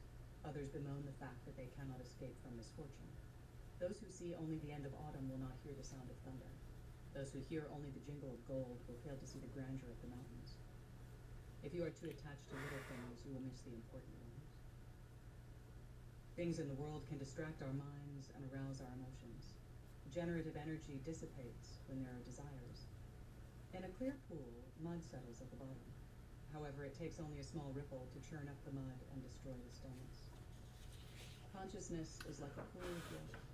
It is easy to be stirred up by events in the world, but it is difficult to be clear and still. The way of heaven is the sacred way. Below it is the way of scholars, and at the bottom is the way of politicians. If politicians rule, the natural way is in danger. If scholars rule, we will see the beginning of trouble. If the way of heaven rules, the principles of stillness and emptiness will be followed. In emptiness, everything will be taken care of, and in stillness, nothing will be left out. Know the way of emptiness and stillness, and you will understand the beginning and the end of all things. The enlightened person sees stillness as order and movement as chaos. If things are left alone, everything will run its course. In the absence of fear, threat, and force, all things will function naturally. This is the way of heaven. Cultivating humility. Rulers view their country as theirs to own, and they are proud of their possessions. The powerful ones use their armies to conquer. The weaker ones are forced to submit. Display of wealth and power is the norm for most people. However, just as the fierce storms of summer are short-lived, so are political power and armed force. Understanding this, the sage lives in accordance with the Tao, abides in non-action, and keeps her energy in harmony and balance. She cultivates humility and softness, and abstains from the use of force. She is like the great rivers and seas, silently gathering waters from 100 streams and springs.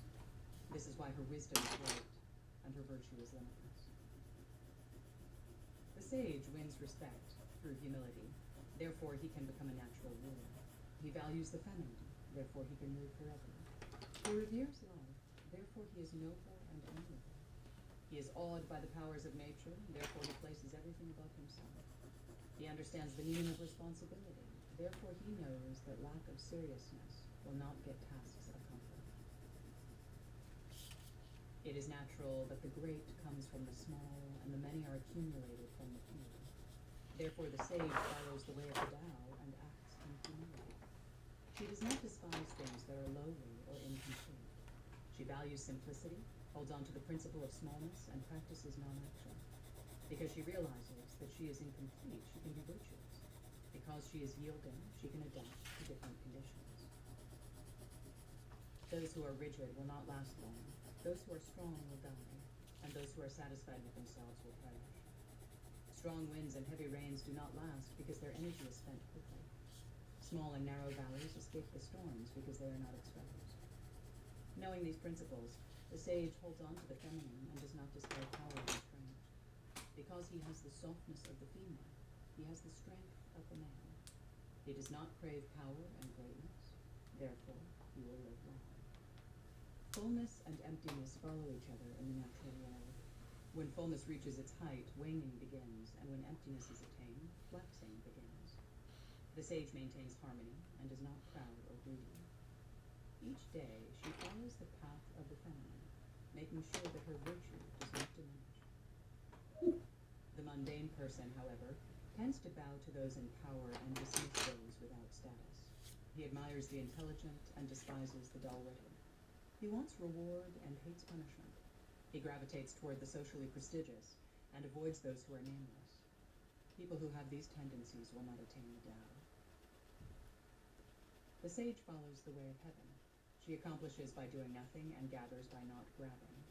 She feels the same way as the ordinary person, but follows a different path. That is why she can live long. The sagely rulers of ancient times did not indulge in extremes. They knew that when something reaches its height, it will begin to wane. When it is full, it will begin to diminish. When things reach their greatest strength, they will decay. Just as the sun must set after it reaches the highest point in the sky, and the moon must wane after it becomes full, happiness and excitement must be followed by sadness and boredom. The wise person should therefore hold on to simplicity, the learned person to humility, the strong person to carefulness, the rich person to contentment, and the virtuous person to selflessness. The ancient rulers were respected by all because they followed these principles and did not crave completeness and absolute mastery. If you cannot cultivate humility, you will lose sight of the Tao and fall into decay. Cultivating softness.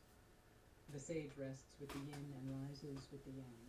Because he has transcended happiness and sadness, he is content and joyful at all times. His joy comes from the depths of his spirit, although he does not show it externally. Because he is joyful inside, he does not see himself through the eyes of others. He cultivates stillness and clarity because he knows that craving and hating come from thoughts and desires. The sage does not experience excitement, anger, happiness, and pain because he is at one with all things and is beyond truth and falsehood. When people know how to conduct themselves, they will be respected naturally. They won't need money to be wealthy, and they won't need to be forceful to be strong. They will not desire material goods, want fame and fortune, or be concerned with recognition and prestige. When wants and desire are absent, body, spirit, and energy will not fail. The body is the vessel of life. Energy is its root, and spirit is the regulator. If either the body or the spirit loses its function, the other will be injured. If the spirit dominates and becomes the root, the body will crave. If the body tries to lead, the spirit will be harmed. Pride, desire, and fame drain energy. A dominating intelligence injures the spirit, and sexual pleasure destroys the body. If we are blinded by ignorance, we will harm the body, energy, and spirit. With time, illness will take hold of the body, and feebleness will take hold of consciousness. Body, energy, and spirit renew themselves in stillness. If you are irritable, you will lose the three essences of life, generative energy, vital energy, and spirit energy, and become old. The sage therefore cultivates the spirit, harmonizes the energy, and regulates sensations. Rising and falling with the breath of the Tao, she merges with everything. Abiding in stillness, she is not disturbed by events happening around her. Sages have nothing, but possess all. They appear empty, but are filled. They cultivate the internals and are not concerned with the externals. They embrace softness and return to simplicity. They hold on to the spirit and travel the expanse of heaven and earth. Removed from the dust of the world, they live in leisure and freedom. They are attuned to everything but are not attached to anything. True to themselves, they do not compete with the world. They see changes but hold on to the permanent. Their intention is contained within, and they are always in touch with God. They understand without reasoning, see without looking, accomplish without doing, distinguish without discriminating, feel without responding, and resort to action only out of necessity. Sages are like a light that does not dazzle, and a scene that is not busy. They model themselves after the Tao and follow what is natural. They abide by that which is empty and use stillness and clarity as their guide. They see life and death as parts of the same cycle, and know that the 10,000 myriad things come from the same origin. They do not waste their energy because they know the importance of preserving this world. They hold on to simplicity and sleep without dreams. Their knowledge is hidden and their actions are formless. They do not favor existence or non-existence, life or death. Unhindered by form, they can move freely through different realms like deities and immortals. Sages strengthen the spirit, but do not let it dominate. For them, there is no difference between day and night. They are at one with the cycle of God, although their bodies do not feel it and their spirits do not experience it. They use the permanent to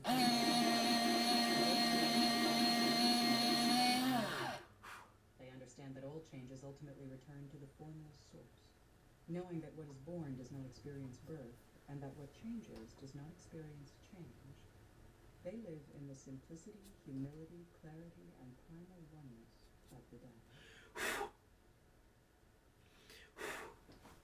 Part 4. The Taoist in Spirit Life.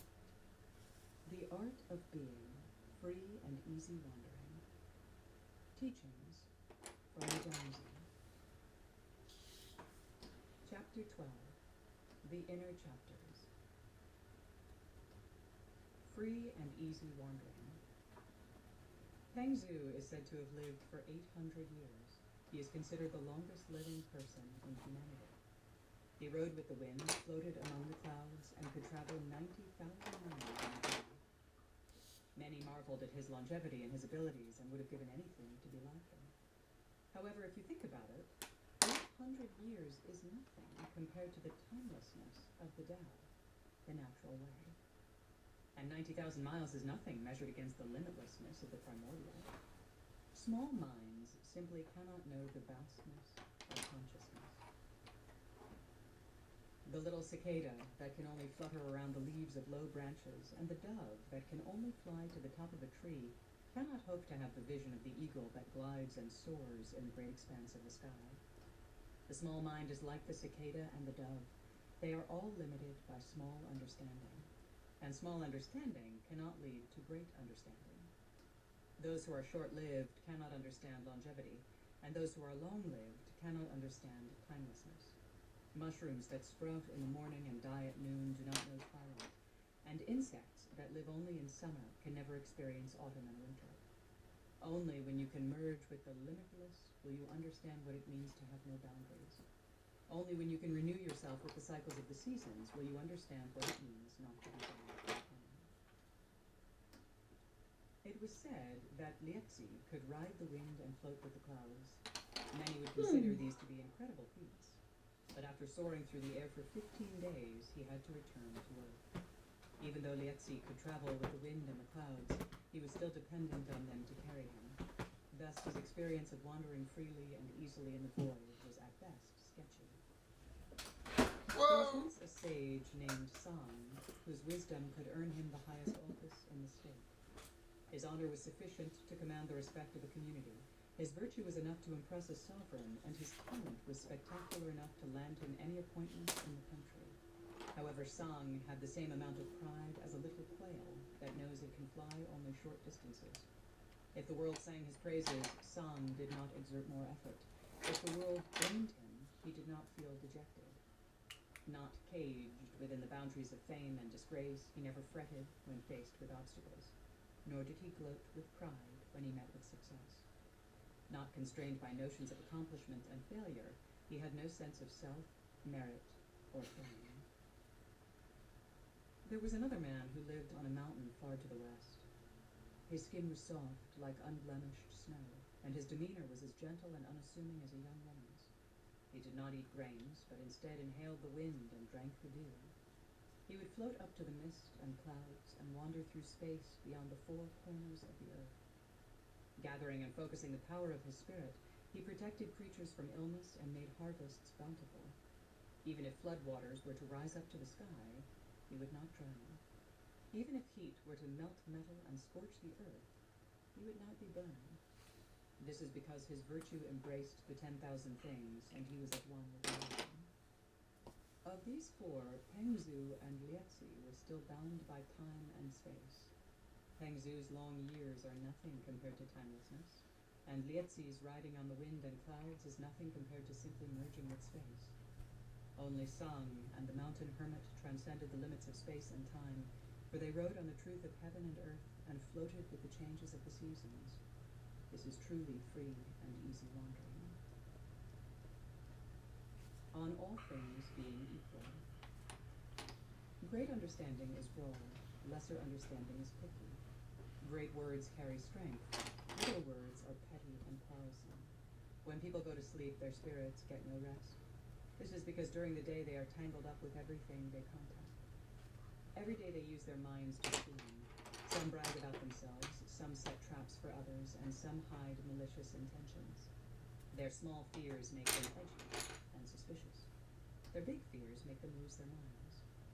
Some shoot off arguments like arrows and delight in bickering over right and wrong. Others hold on tightly to their opinions, certain they are correct. Squandering their life energy day after day, they are destined to fade and die like autumn leaves. Stuck in petty views and shallow concerns, they have abandoned that which is natural and limitless. Old and withering, their minds are near death, and nothing can restore them to life. Rapture, anger, sadness, excitement, worry, regret, rashness, stubbornness, fear, carelessness, bluntness, and pretense are noises from empty hollows, bursting out like mushrooms from the dark ground. Day and night they spring up in front of us, and we don't even know where they come from. Once we are born into the world, we hold on to life, anxious that it will end. Sometimes pushing ourselves forward, other times bowing down to hardship. We run our course in life like a wild horse galloping toward a cliff. Aren't we pathetic? Taxing our bodies and weakening our minds, we exhaust ourselves, not even knowing what we are doing. The body decays and the mental clarity disappears. There's no greater sorrow than this. Where there is birth, there will be death. Where there is death, there will be birth. Where there is acceptability, there will be unacceptability. Where there is recognition of what is right, there will be recognition of what is wrong. This is just the natural way of things. The sage rejects extremes and abides in the way, the Tao, where no opposites exist. Petty people, however, wear out their brains trying to force equality on things. The sad part is that they don't know that things are naturally equal without us forcing equality on them. The way can be said to be the great equalizer, for all things emerge from the same source, and being rooted in the source, how could they not be equal? Those who are learned believe that things do not exist, and that nothing can be added to or subtracted from non-existence. Those who are intelligent think that things exist but have no boundaries. Those who are wise recognize boundaries but see no right and wrong. When right and wrong appeared, the way became obstructed, and because the way is obstructed, we have notions of completeness and incompleteness, love and hate, gain and loss. The way has never known boundaries. It's only because we started to favor this over that boundaries started to appear. Boundaries are formed by distinctions, theories, concepts, discriminations, and assumptions. When boundaries emerge, there will be contention, disagreements, arguments, and bickering. The great way cannot be named. Great virtue is not forced. Great humility is not modest, and great courage does not attack. If the way is conceptualized, it is not the way. If clarity is put into discourse, it is no longer clear. If virtue has a standard, it cannot be universal. If humility is constrained by guidelines, it is no longer sincere. If courage is used to attack, it is no longer bravery. Therefore, to understand that some things cannot be fathomed is the greatest understanding. One who understands the great way, great clarity, great virtue, great humility, and great courage is called the reservoir of heaven. Pour wisdom into this reservoir, and it is never filled. Take wisdom from it, and it will not run dry. Yet this reservoir does not know where its source comes from. This oblivion is called hidden luminosity. The sage is merged with all things. This is why, when immersed in a blazing swamp, he is not burned, and when thrown into a freezing river, he is not chilled. Faced with lightning that splits the mountains and storms that toss the seas, he is not afraid. He rides the clouds and mist, walks with the sun and the moon, and wanders beyond the four corners of the earth. If even death and life have no effect on the sage, how can she be affected by gain and loss? The sage embraces the sun, the moon, and the stars, holds the universe under her arm, merges with all things, and leaves confusion behind. The petty person is afraid that the world will end if she does not impress others, but the sage sits around like a block and attains simplicity and oneness. Once Jiangzi dreamed that he was butterfly, fluttering around aimlessly, happy and carefree, not knowing that he was Jiangzi the man. When he woke up, he was Jiangzi the man again. Was he Jiangzi the man dreaming that he was a butterfly, or was he a butterfly dreaming that he was Jiangzi the man? Was there a transformation between the two, or were they one and the same? Forget the boundaries. Forget the distinctions. Plunge into the limitless and make it your own. Nourishing life. Those who know the importance of nourishing life will not expend their energy going after material things. Those who don't care about life will try to get what they desire at all costs. Those who understand the meaning of nourishing life know that conceptual thinking not only has limits, but also wastes mental energy. If you use that which has limits to understand that which has no limit, you will attend to petty things and forget the big picture. Trying to grasp wisdom with concepts is no different from walking into a fire pit in front of you. Do good deeds, stay away from fame, follow the I think that's all for today. Alright, well that was a good stream. Live simply. Don't try to force things to go your way. I was gonna try to go for 3 hours. A good cook changes knives once a year, and a mediocre cook changes knives once a month. This is because expert chefs carefully ones, whereas incompetent ones hack carelessly at meat. Well, that was fun. This Life is like caring for a knife. If you take care of your body, what we got done so far. you will live for a long time. When Lao Tzu passed away, Very cool his friends stuff. went to his funeral to mourn him. You see, we really got Arriving into at the there gravesite, with the they were surprised eyes. to find a large crowd of mourners, female and male, old And and then young. Lao Tzu's passing was mourned by so many, not because he was famous or learned, but because he hid from the blind, Well, turned his back on the mundane, and never forgot what hope everybody had fun. It's a he nice came when it little was his time to come, cool and stream. departed when it was the natural Alright, fate. see y'all later. If you are content to follow the